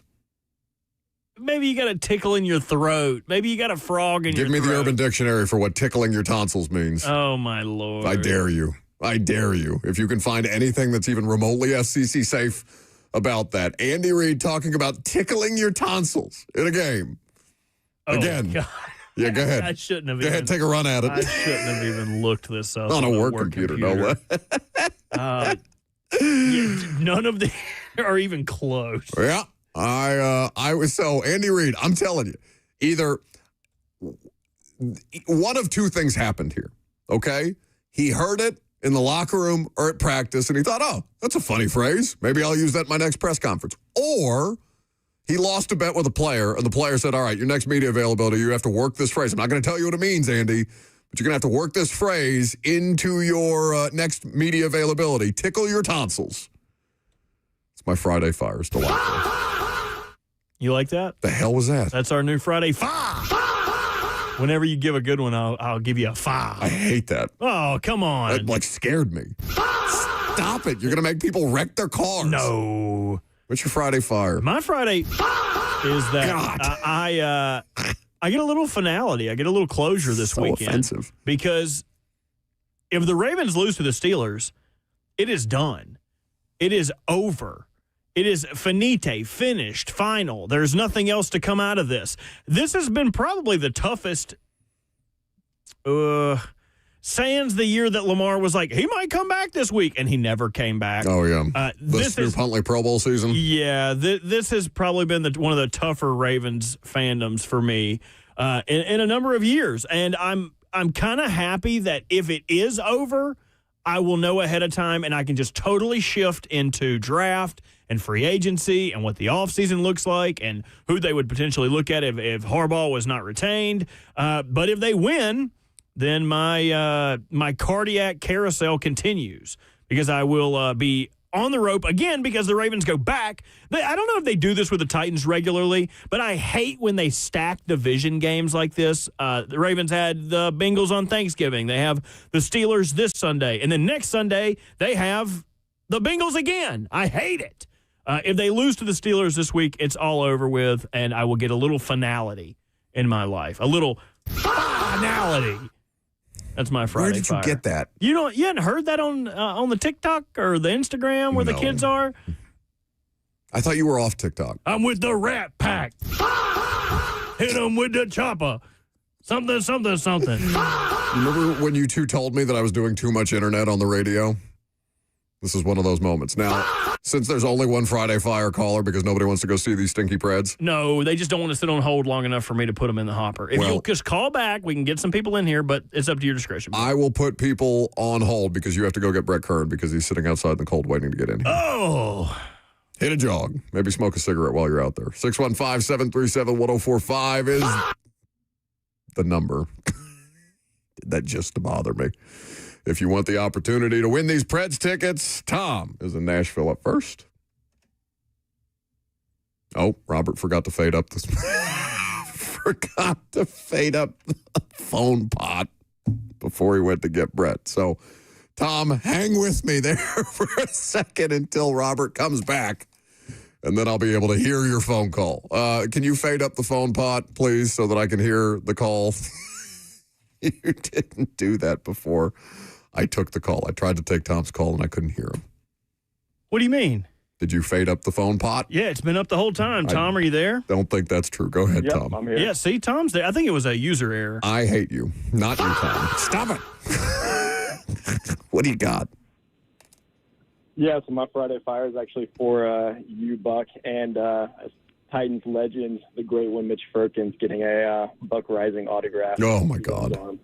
It's Made my week. It's such a terrible decision by him. Thank you for the call. We never talked about this on the air. You got a nice signature. I do have a nice signature. I did not think it was going to be adorning a grown man's full shoulder.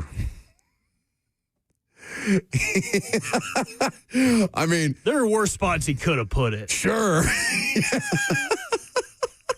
Upper thigh. Lower back. So, Mitch Firkins, if you're unfamiliar, go ahead and give Tom the tickets. Nobody wants these damn Preds tickets, so give them to Tom. What are you laughing at, Kern? Just put your headphones in. We didn't talk about this on the air. Okay, so Mitch Firkins is a Titans super fan. I think every year he gets some kind of Titans-related tattoo. I think he's been updating the Titans Super Bowl champion 2021, 2022, 2023 on his forearm every year. And I thought he was joking when he DM'd me a couple of years ago on Twitter and said, hey, if you'll sign something for me, I'd like to get your signature tattooed on me. And I never thought that was something that a grown man was actually going to do. Now, Mitch, let me tell you this. I appreciate it. It's very kind of you, I think. I don't know how I really feel about it, given that it is such a huge tattoo on this man's shoulder. You can go find it on his Twitter profile. I'm not sure what Mitch's Twitter profile is, but imagine if you search Mitch Firkins, you might be able to find it. Mitch, if you ever decide that you would like to get that tattoo removed, I'll pay for it. I don't want you to have to go through the rest of your life with my signature on your shoulder. If that's not something that you want. But an absolutely insane behavioral move. I guess I'm flattered. I'm a little confused. Either way, good on you. We will have Brett Kern. Brett Kern is already in studio. We'll talk a little football. We'll make a little picks. Coming up next.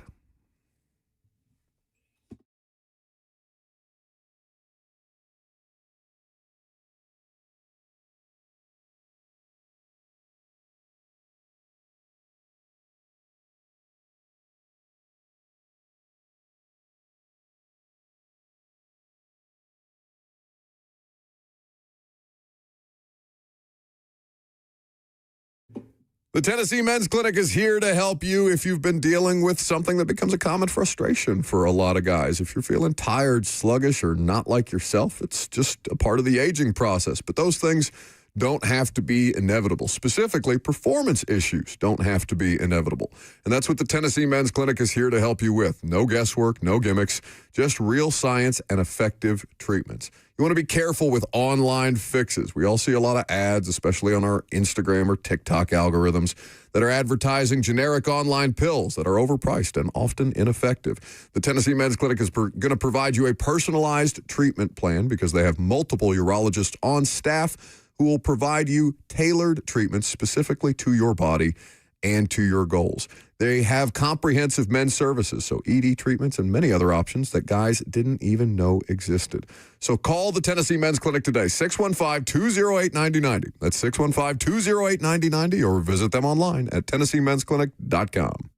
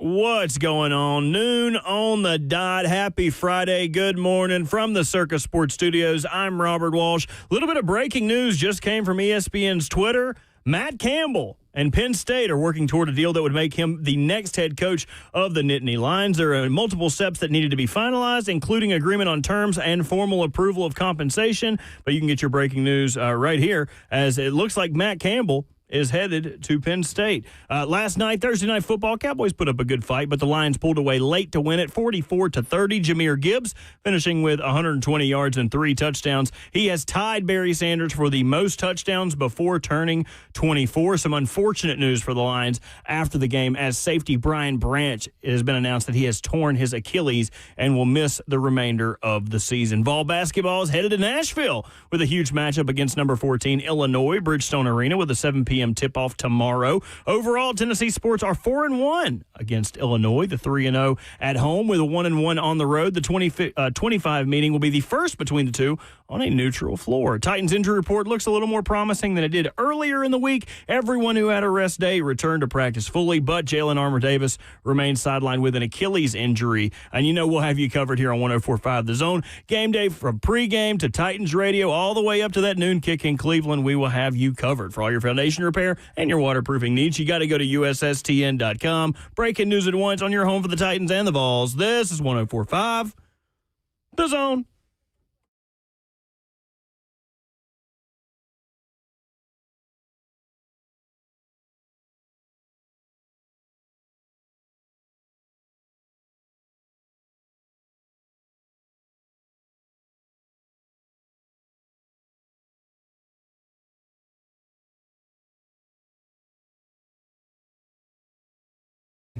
Final hour on a Friday means Brett Kern in studio, means good football talk and lots of picks to make. Is it good football talk? Well, lots of picks, that's for sure. Not sure we're really bringing the house down with our picks. No, well, listen, the picks are you are faring better than me so far on the season. I'm at 51%. I am well under 500 at this point in time. But there are many picks, which makes, at least we're volume shooting at this point in time for people. And as always, we preface the pick segment by saying you don't bet based on us. I mean, if anything, I'm giving the people Robert's information of what he sends me to tell you guys. So if you get mad at my picks, it's really Robert's fault. Mel, what do you have to say for yourself back there? I just want to make sure my little Pookie is always up to date with all the information. My little corn kernel in there. Those are called niblets, by the way. Corn niblets, not kernels? Well, each piece of kernel is a niblet. I was not aware of that. I didn't know that either. We're learning all kind of corn facts, kern facts. Wealth of knowledge behind the glass. Yeah, that's not how I would describe it. Also, Brett Kern's information is actually excellent. Whether or not it has any bearing on the betting results Chat GPT is a great thing. Well, listen. No, I don't use that. I don't know how to use it. My wife's used it a couple times, and it's fascinating, just the information that it spits out. But, it's technology. Scary. Mine has made inferences about me that make me not want to use it. Like, it thinks that I am just started talking to you like a person, hasn't it? Yes, and it talks to me like it is like my frat redneck brother. Yeah. And it's like, listen here, buddy, this is what you need to do to make sure you make the best corn souffle possible. This is why I don't want to keep, I have the paid Chat GPT thing because, I don't know, like the one time we made that graphic of us tracking down the zebra that went rogue. Exhausted my free Chat GPT images, so I decided I was going to pay for that, and then I haven't used it since. It really tickled your tonsils, as Andy Reid would say. Stop saying that. The only time I've said it. I'm certain you've used much more lewd language than that. Brett Kern has no idea what we're talking about, mercifully. I'm just thinking about the zebra because we just read a book to, our daughter read a book to us the other night about the Murfreesboro zebra. A book? It's a book now, kid's book. Ed the Zebra? Yeah, it's fascinating. Who is the author of the Ed the Zebra book? No free shout-outs. I don't know, but she read it to us, and I was like, this is I kind of remember this story. And it is a legendary story. Yeah. The good football talk will come in the 12:20 segment because what I am going to drag Brett Kern through is something that we have avoided successfully for basically the last couple of meetings that Brett and Ben have been in here with us. But that is Titans talk. They are going to Cleveland. Fans want them to lose for the number 1 overall pick because Cleveland would directly impact that players and coaches don't care about draft picks and those kind of things. I did think it was notable, Brett, before we actually talk about things that are going to take place or that we think might take place on the field. Jeff Simmons this week in the locker room talking about just what a miserable atmosphere it has been to come into work. Yeah. Especially post-time change. Brutal.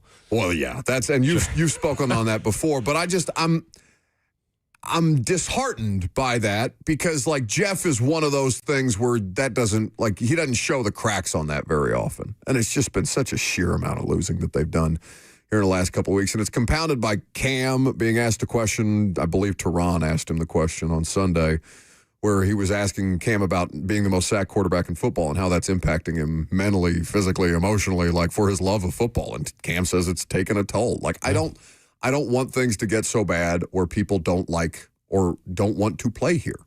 If I'm a Titans fan, I can't imagine a worse thing to have that out there in the universe than this place is starting to impact people's love of football. I know it hasn't like completely robbed it of him or anything, but they just need a win at some point to kind of alleviate that burden. Ideally not against Cleveland because the draft pick does matter here, but like, I don't know where they're going to get it. I just know that they need it so badly in that building. And it's not just for players who are going to be, off the roster, coaches that are going to be fired or let go at the end of the year. It's for the players who are going to be here. It's for the number 1 overall pick. It's for Jeff.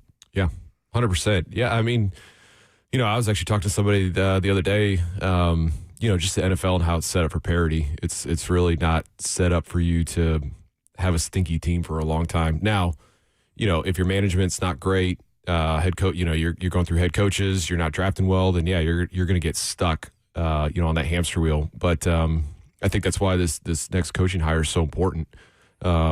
Just because I feel like Borgonzi, obviously he's shown the ability to draft and who he's brought in, and so I think obviously with him at the helm there, but this coach, whoever they bring in, whether it's a defensive guy, offensive guy, obviously the development of Cam is extremely important. But if you draft well, you have the right coach, you can flip things around. Just the way the NFL is set up, you can flip things around pretty quick. And I've been a part of a 2-14, Sure. a 3-13, and the next thing you barely miss out on the playoffs. After a 2-15 season, and then the next year you're in the playoffs. And so, it's possible. I think, we're of a culture of not being very patient. You obviously want to win now, which is totally understandable.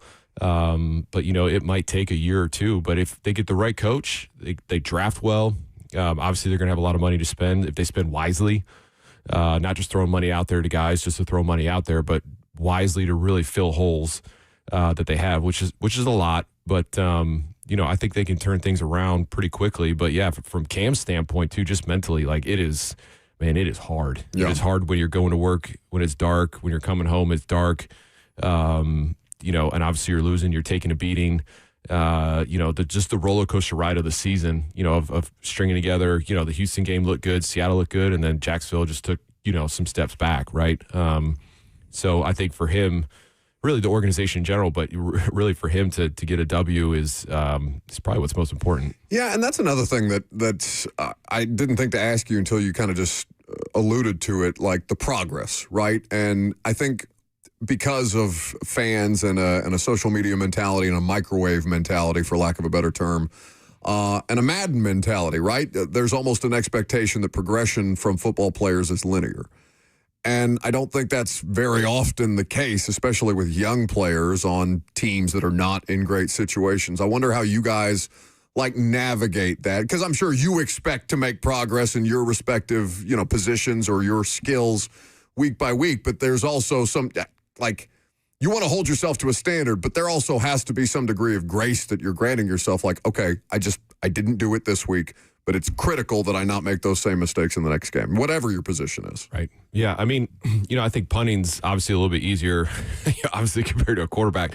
They got so much going on. And for me, punting, it's just, it's very, did I hit my spots? Was I consistent with, my hang times, my direction, all that kind of stuff, playing, in Indy or Houston, in the Dome is a lot different than going to Cleveland this weekend. Yeah, that's why I don't think you should. At Buffalo. I don't think you should dismiss the kind of effort that you're putting into your craft. Though, like I've seen your prep. It's a lot. Very thorough. Like this is not just like I got to hit my spots, but I've seen you chart weather before. It's outrageous. Yeah, I charted the Cleveland game just because I wanted to. So sicko. I'm not going up there. No, I know it. But yeah, I mean, it's, I think obviously at the quarterback position, it's obviously a lot harder because there's a lot of things that you depend on. Yeah, you're touching the ball every time, whether you're handing it off, throwing it. You're the leader of men out there. But you look at this situation, it's like you're going against Myles Garrett, right? You don't want him to set the sack record against you guys because that video is going to be played over and over again of him breaking the sack record. But on the same forever on a highlight reel would be tough. But I mean, on the same level, it's like, okay, so you're not very great at running the ball. You're one of the worst teams in the league at running the ball, so that puts more on Cam, right? And now you got to block Myles Garrett, so now you're leaving somebody extra in to block him, to chip him, which is one less guy that you're going out, on your routes, on your concepts, and it's just going to put a lot on Cam, right? And so that's tough because each week is different. They've played some really difficult defenses this year, and so you try to take the positive out of each game. Like I said, it looked good against Houston, looked good against Seattle. And this is one of those games where it's going to be a Houston type game where, you're going to have that quick game going. And so, it's, and like I said, I mean, the weather's, 34, feels like 25, going to have a nice little wind. Thankfully, it's not the Cleveland lake effect snow wind, west-southwest. That's when, that just rides up the lake, and that's usually when Buffalo gets hammered with lake effect snow. So if it's from the west or northwest, that's when Cleveland they get their dumping. But still, it gets harder and harder later in the year, especially these outdoor games. Like you rely heavily on the run, and when you can't run the ball, then it just puts so much more on Cam. And I don't think people understand how much has been put on Cam's plate this year. Just as a number one pick, the franchise is on his shoulders. And like I said, going against tough defenses, I'm not making excuses for him. I'm not, because that's just if you want to be the number one pick, this is what comes with it. No, it's an explanation, not an excuse. Yeah, it's just a very subpar offensive line, and it just puts a lot on him, and that's why I think earlier this year I went back and looked all the first round draft pick quarterbacks that were top 10 picks, and I think it was close to 30 or 32% ish. Were only able to make it to the second contract. This is difficult. There's a lot of chips that are stacked against you because if you're the first overall pick, hey, congratulations, you're on the stage, you got the jersey, but now you're going to the worst team in the NFL. And that's tough. And to be able to turn it around quick, he needs help. He needs support.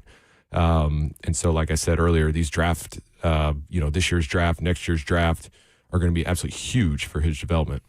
Brett Kern is in studio. We'll pick games, both college and pro, here in just a second. We do have a quick update that apparently I ignored in Robert's Breaking Sports News update. Penn State and Matt Campbell, the Iowa State coach, have agreed to broad terms that will make Campbell the next head coach in State College. Per source, this is Brian Fisher reporting. Ross Dellinger and Brian Fisher. Nittany Lions search is down to hours, some 54 days after dismissing James Franklin. So another former Toledo Rocket coach. Cradle of coaches. Nick Saban, Matt Campbell. It's very anticlimactic. What, Robert? Whatever happened to him? He was getting tossed out for NFL head coaching jobs like a candy on Halloween. I feel like he was a candidate for the Lions before they hired Dan Campbell. 100% he was. They went with the other Campbell. I mean, Dan Campbell made a joke about it in his press conference that I'm glad I think they contacted the wrong Campbell, and I'm glad the interview went well. So I don't know why this guy, he was considered to be an NFL future head coach for so long and then just gets stuck at Iowa State. I don't get it. A little weird. If I remember correctly, and I may go back and refresh my memory on this, there was an unwillingness to leave, I think, for Matt Campbell. I think he had a pretty good setup, and again, he's not making bad money. I know Iowa State is not one of these premier Power 4 jobs. But is that in Ames? I believe that's actually played at Iowa State when I was at Toledo. I think it's Ames. It's not Des Moines. I've never been to Iowa in my life. I hope never to go. Respectfully to the great people of Iowa. I'm good on all that. But that's a good hire for them, given the circumstance and given that everybody else had already started to fill out and hire their open. What'd you say? It was 54 days? 54 days. They were the first one to fire him. They're the last one to hire somebody. So well done by Penn State. Better late than never, I suppose. Picks with Brett Kern coming up next.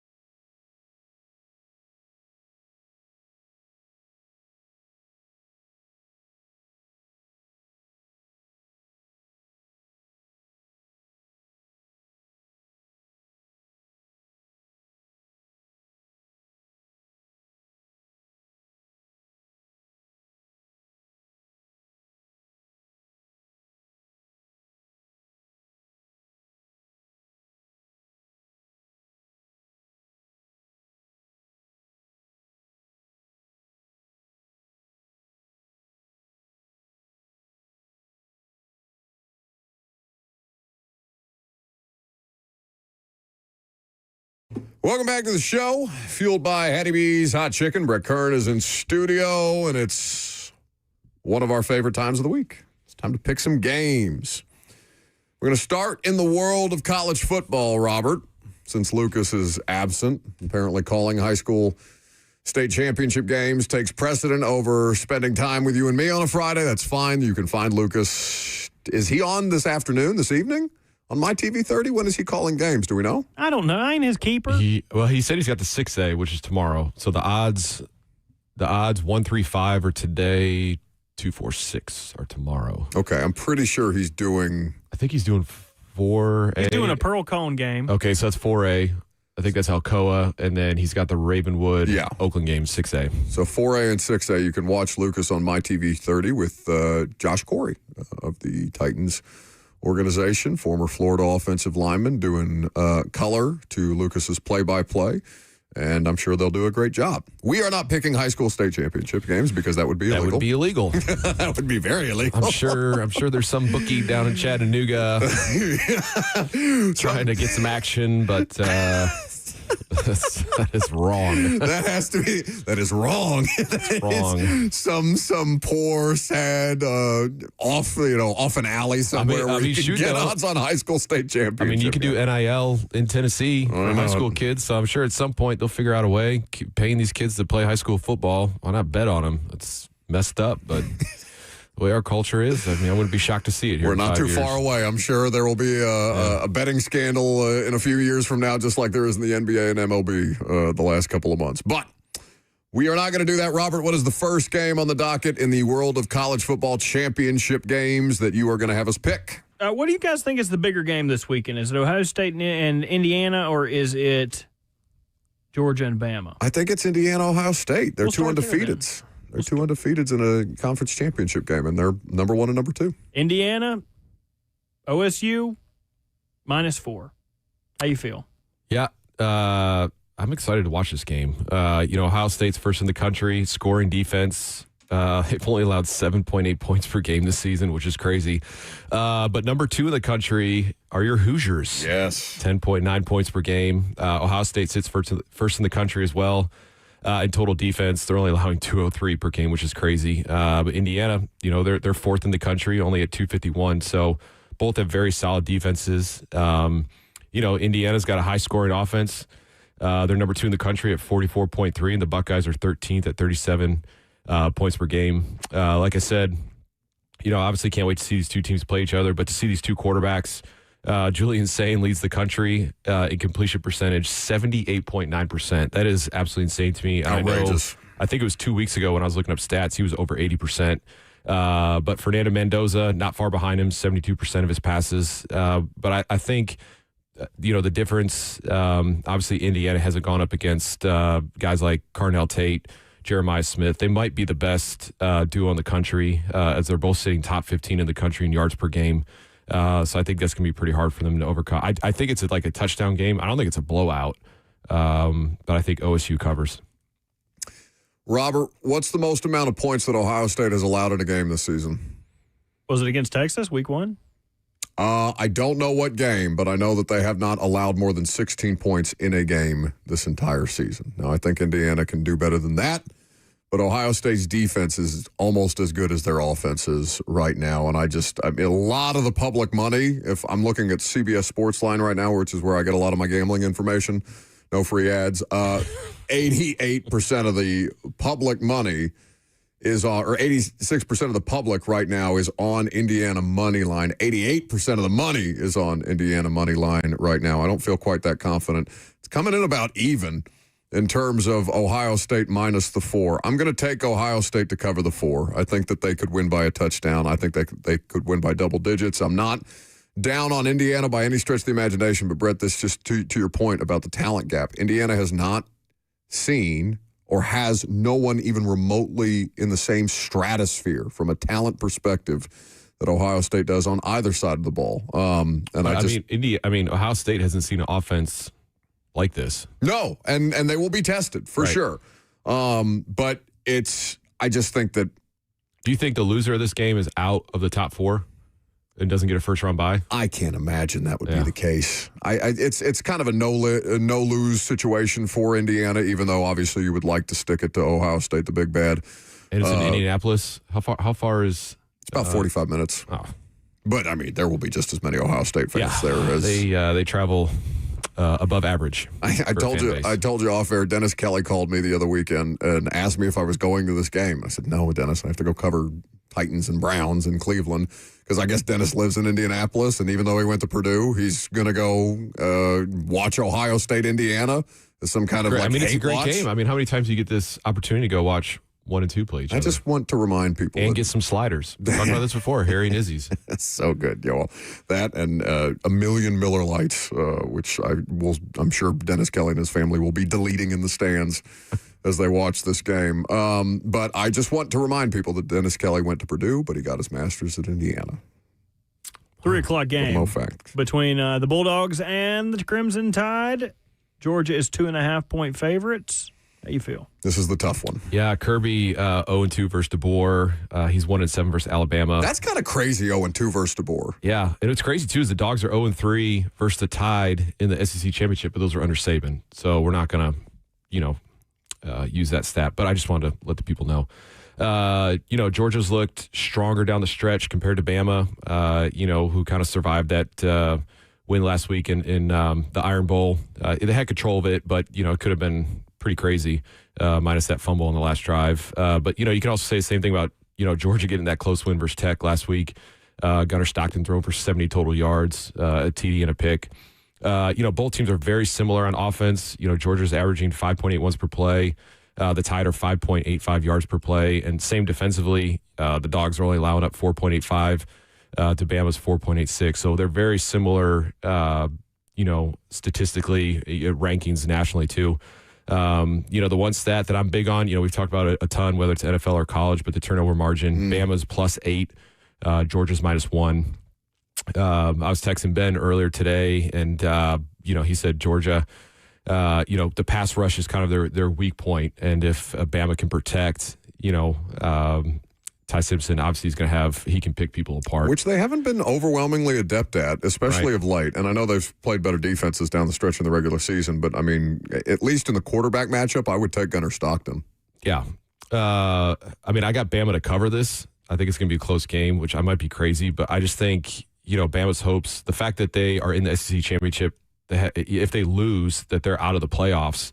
I think Georgia obviously can afford a loss. Yeah. Both losses being against Bama, which is crazy. But I just think Bama needs a little bit more. They might, I don't know if that tightens them up a little bit, or they just go out and obviously get the dub. But I do think Bama covers. Georgia in their last 14 against the spread is 13-1. Dang it. Alabama is also pretty banged up at this point in time. They've had some wear and tear. I'm going to take Georgia money line. I'm going to take Georgia, obviously, to cover in this situation. I just think that there's, in no scenario is Kirby Smart going to lose twice in the same season to Kalen DeBoer. And I think that there are a few better motivators, like even where they don't need motivation. Like Georgia has been a national champion and has guys after the fact saying, they picked us to win 7 games in the SEC this year after the fact. Like, shut up. Like, that's just complete nonsense. Kirby Smart is as good of a motivator as he is a coach. I think he is one of 2 elite coaches in college football. I think he's going to have his team ready to play. I like Gunnar Stockton right now at this particular point in the season than I do Ty Simpson, and I'm not down on Ty Simpson. I just think I've seen more consistent play out of Gunnar Stockton down the stretch, given what they're up against. I'm going to take Georgia money line. To the game that could add the most chaos to the college football playoff, Duke and Virginia. Duke is a 4-point underdog, but God, I want to bet on them Dukies, boy. How funny is it that this is the ACC championship game? I think that this is very apropos because this is what happens when you're in a league where everyone is good. It cannibalizes each other and just puts people down. And Duke found a way to fight and rise above and put themselves in a good position. Is everyone good in the Everyone ACC? is good. Besides Syracuse's Fran Brown. Look, neither team has won the ACC before. Virginia sits at 10-2, the first time winning 10 games since 1989. I don't want to take anything away from them, but they didn't play Miami, Pitt, SMU, or Georgia Tech in ACC play. Duke won that 5-team tie Those teams at 6-2 over Miami, Pitt, SMU, Georgia Tech. No idea what the tiebreaker was, but they got it. November 15th in Durham, UVA won 34-17. UVA was up 31-3 at one point late in the third quarter. They doubled up Duke in total yardage, 540 to 225, and they doubled them in first downs, 22-11. For Duke, like most teams, you have to talk about this before. It's all about the turnovers. They're plus 15 in their 7 wins, and they're minus 8 in their 5 losses. But I think Virginia pulls this out, and I think Virginia covers. I'm going to take Virginia to cover. I'm also going to take the over. 57.5 feels right for this game because their offense for Virginia has been really, really impressive all season long. The defense is the reason why they're looking at a win and in type situation. It's a bit fraught there. So I think that Duke is going to be able to put up some points. I think Virginia is ultimately going to be able to outlast them and by at least 5. Battle of the frauds. Neither one of these teams deserve to be in this. Neither one of these teams. Who would you have in the ACC championship? Are you just going to cape up for Miami? I'm talking about BYU and Texas Tech. Oh, okay. No, Texas Tech ain't not a fraud. Texas Tech, big fraud. Big fraud. Explain yourself right now with all of your insight and acumen on Texas Tech. They don't deserve it. What does that mean? They helped BYU procure this. I'm a BYU hater because they beat East Carolina in a tightly contested game earlier this year. Don't look up the score; it doesn't matter now. And I'm bitter at the whole division. ECU should be in the playoff, not either one of these scrubby teams because they're 11-1. You guys want to talk about good teams? The largest spread of championship weekend outside of the JMU Dukes and Trojans and all that good stuff. 12.5 in favor of the Texas Tech Red Raiders. Yep. November 8th in Lubbock, Texas Tech won 29-7. I think we did a pick 'em, and I got it wrong. I think I had BYU to cover. But Texas Tech. It's a ridiculous game, though. At least a ridiculous first half. The Texas Tech was a little too extra in that game. But Texas Tech, man, their defense has been dominant and consistent all year. They're top 5. They have a top 5 defense led by the number 1 rushing defense in the country, only allowing 68 yards per game. Not to mention they're 5th in the country in sacks with 37, led by David Bailey, who leads the country with 12.5 sacks. Not only, they have a dominant defense, but their offense sits 3rd in the country, averaging 43.2 points per game. I think BYU will put up a fight for a little bit. They're tough, they're gritty, especially still with some playoff hopes alive, but it won't be enough. I think Texas Tech covers. No, I agree. I think Texas Tech by 1 million here. I would probably bet the under. I think their defense, for as good as their offense is, their defense is suffocating. And BYU tries to be physical at the point of attack. They're built around that run game. I just don't think that they have. I mean, we've seen it head-to-head already. I don't think, and that was as close to a slip-up as Texas Tech really feels like they've had so far this year. I would take Texas Tech by a significant margin. 12.5 feels light. To the pros. To the NFL. We'll start with the game for my heart. The fighting Ramon Fosters against the battling Burts. The first matchup between the Pittsburgh Steelers and the Baltimore Ravens this year. Ravens are 5.5-point favorites. And before you guys get into it, I hope I'm not stealing a stat from you, Kern, but I saw this yesterday and I figured I would add it for you guys. The Steelers have the highest short pass rate in the league. Since moving Kyle Hamilton closer to the line of scrimmage, the Ravens defense ranks first in EPA allowed on short passes. Wonder if that impacts the game or your decisions. I do not have that stat. But the Ravens are coming off a 5-turnover game, lost to the Bengals on Turkey Day. 4 of those turnovers were fumbles. But Steelers, they're second in the NFL with 22 takeaways.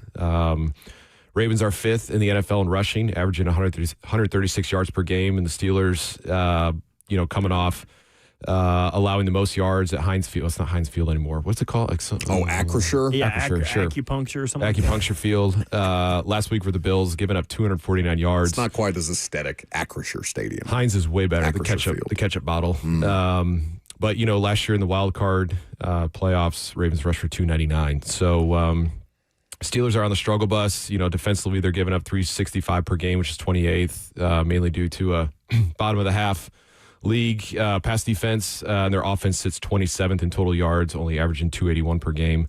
Ravens started 5-1, giving up 32 points per game, but since then they started out 1-5, But since then, they're 5-1, and now they're only giving up 16.5 per game over that span. So I like the Ravens to cover at home. I will take the Ravens to cover. They are also, Robert, if your ground game is going to get right, it's going to be this week, because the last three for the Steelers, they're giving up an average of 151 yards per game in their last three. They have been just dreadful against the run. And the last time, as Brett brought up, they saw the Ravens was in that wild card game, and Derrick Henry had, 186 yards? I'd take... a lot. It's a lot of yards. And I know Derrick's not, he's not pulling away from people necessarily at this point in his career, but he's still good enough to get it done. I think they run it early and often in this game. At least I'd hope so. I would take Ravens to cover, and I would take Derrick Henry anytime touchdown score. Mike Tomlin was asked about if the loss to the Ravens in the wild card game did anything to the Pittsburgh Steelers' offseason strategy, and noted, that's the whole reason we went out and made an emphasis on getting bigger in the trenches, drafting Derek Harmon in the first round, who will not play this weekend. He was DNP the entire week. Another note for you on this game, because I've got the Nuggets.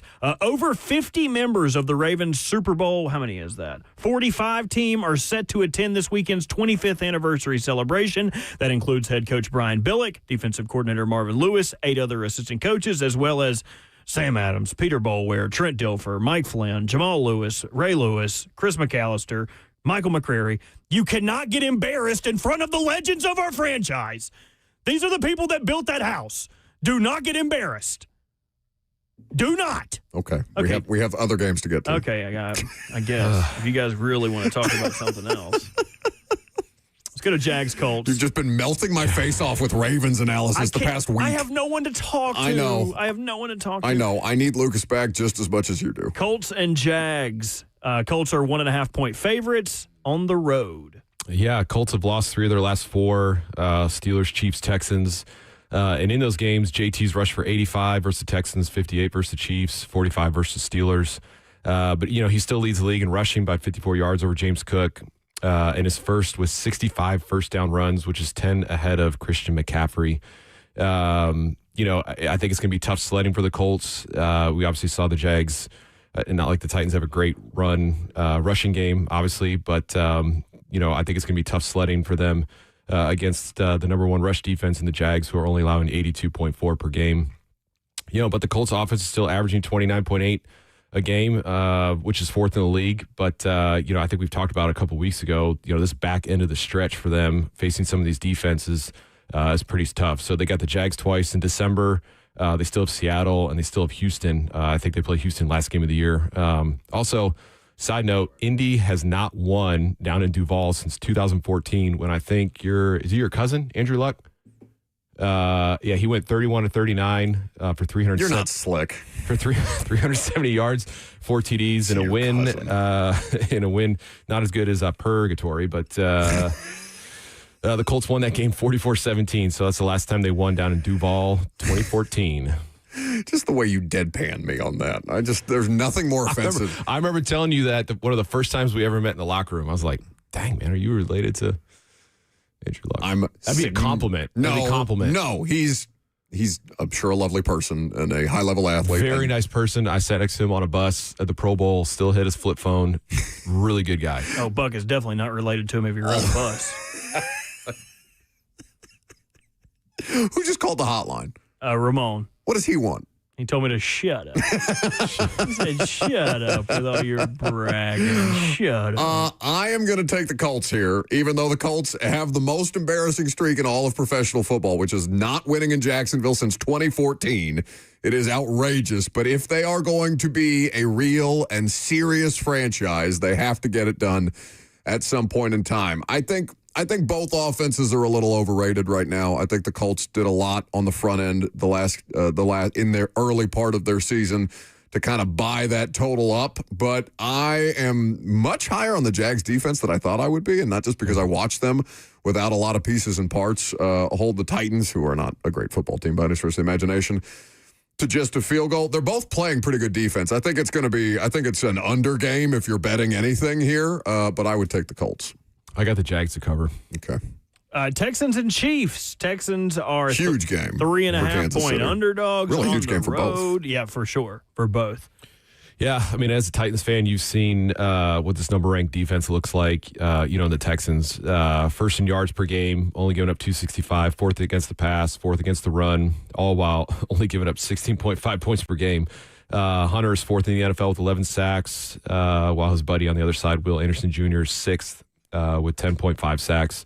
If the Chiefs can stay ahead of the sticks and, not be in obvious passing situations to allow the two to get after Mahomes, I think they'll do pretty good. But, this is one of the games when I was researching this. This is like the biggest playoff, indicator type games. The Chiefs sit at 34% chance to make the playoffs right now.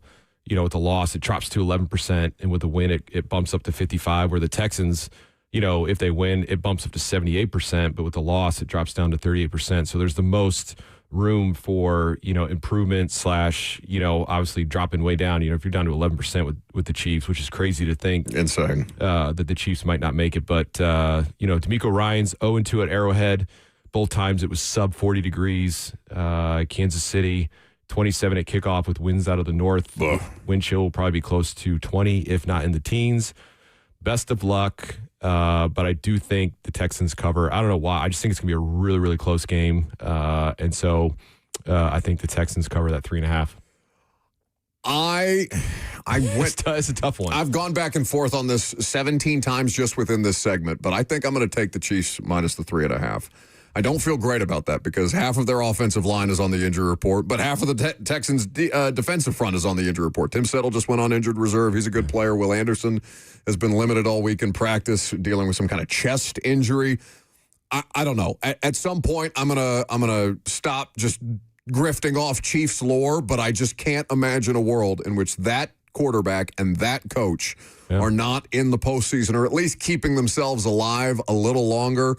I think we see the Texans slip up for the first time in a couple of weeks. I'll take the Chiefs to win at home. Very quickly, I think one of the most underrated rivalries in the NFL, Bears at Packers, 6.5-point spread. Packers are the favorites. Yeah, pretty crazy. These two teams play each other twice in 13 days. Bears are coming off a solid win, in Philly on Black Friday, where both backs went over 100 yards. Yeah. They rushed for 281 total. Ben Johnson talked about how they're still winning, quote unquote, in spite of our passing game, not because of it. Caleb Williams isn't losing them games. I mean, he's got 7 TDs, 5 interceptions, but he's only completing 58% of his passes. I think a big thing for them this year, he's only been sacked 19 times, which is 1.6 per game, compared to last year's 68 times, which is 4 per game. That's a lot of hidden yardage gain for that offense, just in that one stat. I talked earlier about turnover margin, how awesome, well, it is an awesome stat, but how important it is. But the Bears are plus 17 in the turnover margin, leading the league. Next is Houston at plus 9. So I went back to 2020. Teams that led the NFL in turnover margin, all of them made the playoffs, if not making it to the AFC or NFC championship game. So, but Jordan Love coming off a nice 4-touchdown game versus the Lions, and I think maybe they're starting to figure out life on offense without Tucker Kraft. But that's 6.5. I think it's supposed to be like 9 degrees at kickoff. Yeah. And I think the way the Bears are coming off that rushing game against Philly, against a tough front in Philly, I like the Bears to cover.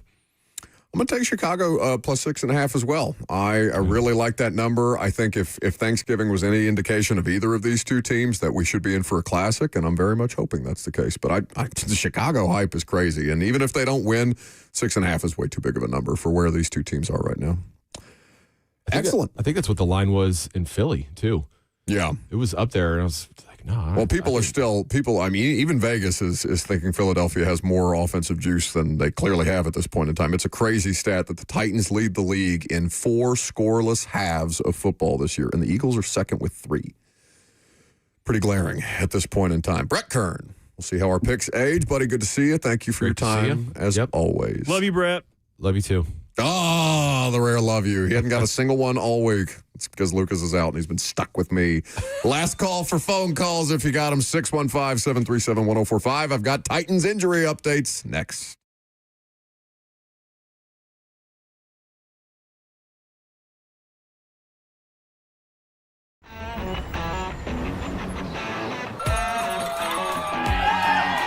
Smashville hockey. Around here, it can sound like a language of its own. But hey, if you can pronounce Demumbrian, then names like Yossi, Shea, and Marchessault will roll right off the tongue. Nashville Predators, only in Smashville. One of the largest sports books east of the Mississippi, Circa Sports Kentucky, is now open. Catch all your favorite games on an 80-foot screen with stadium-style seating and live VSiN broadcast daily. Circa Sports, now open at the Mint Gaming Hall, Kentucky Downs.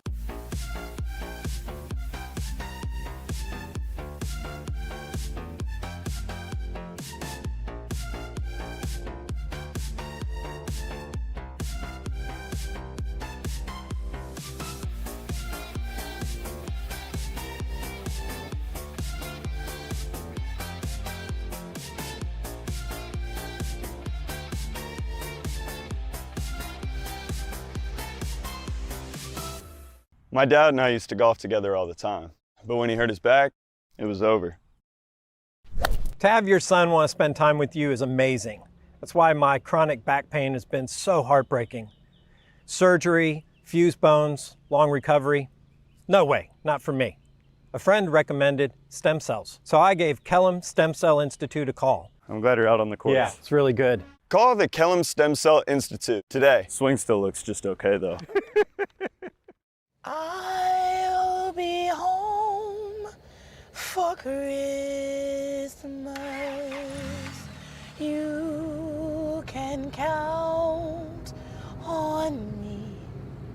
I'll be home for Christmas. If only in my dreams. Selling your home can be stressful, but it doesn't have to be. Get a guaranteed offer from Mark Spain Real Estate. There are no showings, no open houses, no stress. Work with the #1 real estate team in the U.S. and close with confidence. Go to markspain.com today.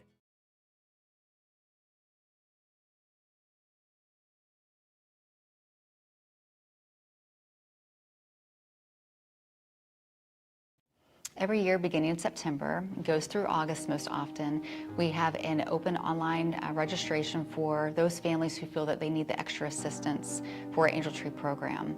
And so once those children are registered, those families are registered, they get qualified and they're put on our Angel Tree. And so we go ahead and put them all, whether it be our virtual Angel Tree or through our corporations or in our malls, in various locations, those angels are put out for donors to adopt and sponsor. So this year alone, we have almost 4,000 children that we have promised to provide Christmas for. That's a little over 1,500 families. And then that's not even considering the seniors. We have over 1,000 seniors that we've promised to provide Angel Tree gifts for as well. So every year we rely heavily on our donors and through whether it be individuals, families, corporations to help us supply Christmas for all the individuals who've registered with the Angel Tree program. And so we couldn't do it without them. And we are so appreciative of those groups and those individuals who decide and understand the value of community, that it's not just one organization's responsibility to take care of those who are in need, but it's a whole community effort. And we're so thankful that we're able to help facilitate such a wonderful program that this community so desperately needs.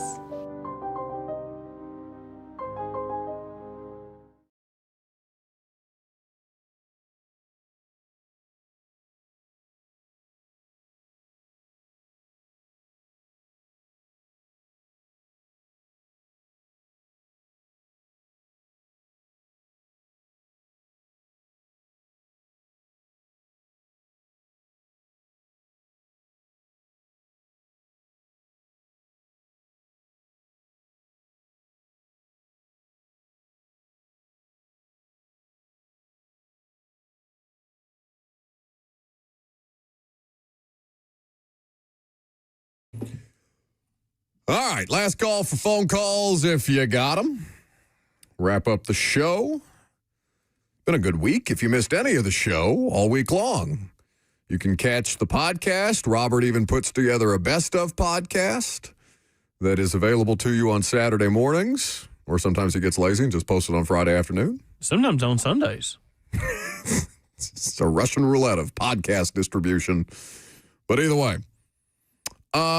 Also, I love when you guys tag us in the Spotify Wrapped things for podcasts. I don't use Spotify. I think I'm the only person in the world that doesn't use Spotify. Apple has its own Wrapped. I think it's called Recapped. Oh, well, I don't pay enough attention to that. But I do enjoy when I see those. I got a couple of them this morning for those of you who are listening to the Install and the Radio Show podcast. So always tag us in those. It makes us happy to see them. Before we move on to something else, though, I did want to remind everybody. Sorry. What did you have? Is it more important than Toyfield? Oh, no. I mean, it's just Titans injury updates. But Toyfield takes precedent over that. Just while everybody's out this weekend, a reminder, if you see something, maybe you want to buy something for a kid, an elderly person, what have you, next Tuesday is Toyfield. It is upon us. It is here. If you would like to bring something that would help some little boys, some little girls at Christmas, we would be more than happy to accommodate you. The read goes, while you're out doing your holiday shopping, pick up an extra toy or gift for a senior and bring it to our 18th annual Toyfield, sponsored by A.O. Smith and Wayne's Pest Control, to help fulfill the dreams of thousands of children in need this holiday season. It is probably my favorite thing we do all year. It is very, very cool. Because, I mean, the install's cool. The bowling's cool. The golf tournaments are cool, but that's about us. Oh, I heard the bowling was a disaster this year. I'm gonna have to take control back. Bowling was not a disaster. It was a lot of fun for everyone that came out. I had fun, but those are all about us, right? Oh, look what we can talk about. Look what we can do. This isn't about us. This is about our community. So if you want to do a little bit of good, fill up your good deeds stocking, come see us next Tuesday. We will literally be at Nissan all day long. I don't spend enough of my life there. Well, you're going to spend some more. It's supposed to be good weather, too, like 50 degrees next Tuesday, so not terrible. That's better. I just don't like doing the show away from the studio. I get that. You're a creature of habit, but sometimes we got to do stuff like this, honey. It's okay. Jalen Armour-Davis and Lloyd Cushenberry out. Corey Levin is about to have Myles Garrett lined up over center for the duration of the 60 minutes of football. So it will be an unpleasant experience for all involved. We'll see what happens. Polls at your convenience. Oh.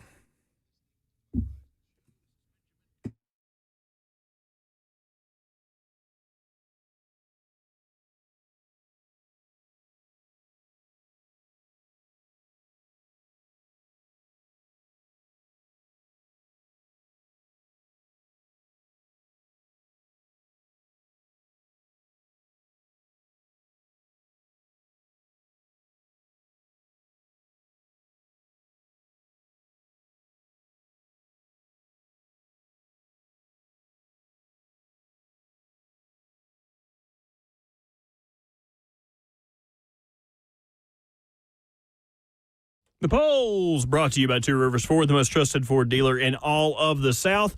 Who is the unluckiest team in the NFL this season? A lot of people saying Titans and citing the schedule.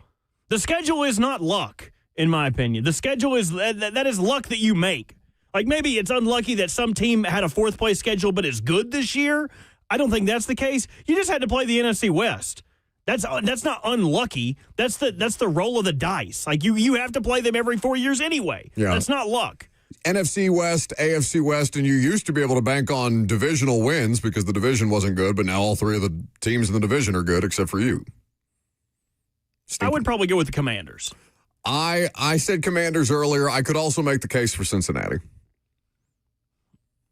Over under 3.5 sacks for Myles Garrett against the Titans this week. 72% agree with you and went with the over. Over.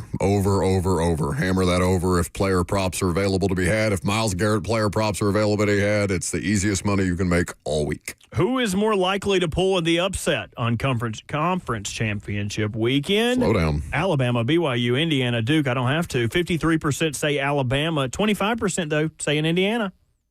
I want to believe that Indiana can do it, but I would just be stunned. Ohio State is awesome. They should win the championship again. What's the most positive story in sports this week? Larry reporting in Nashville says Preds are 2-0 this week. Preds end the week at Carolina this Saturday. Oh, the Hurricanes.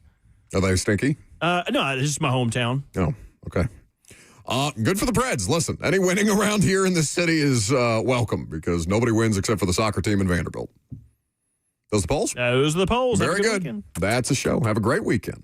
We hope you enjoy Conference Championship weekend. We will be back in force with Lucas, with Robert, with me. Brett is off. He'll be golfing in Orlando, but Ben Jones will be here. We will react to whatever the hell happens in Cleveland. I got to go get my warm coat. See ya.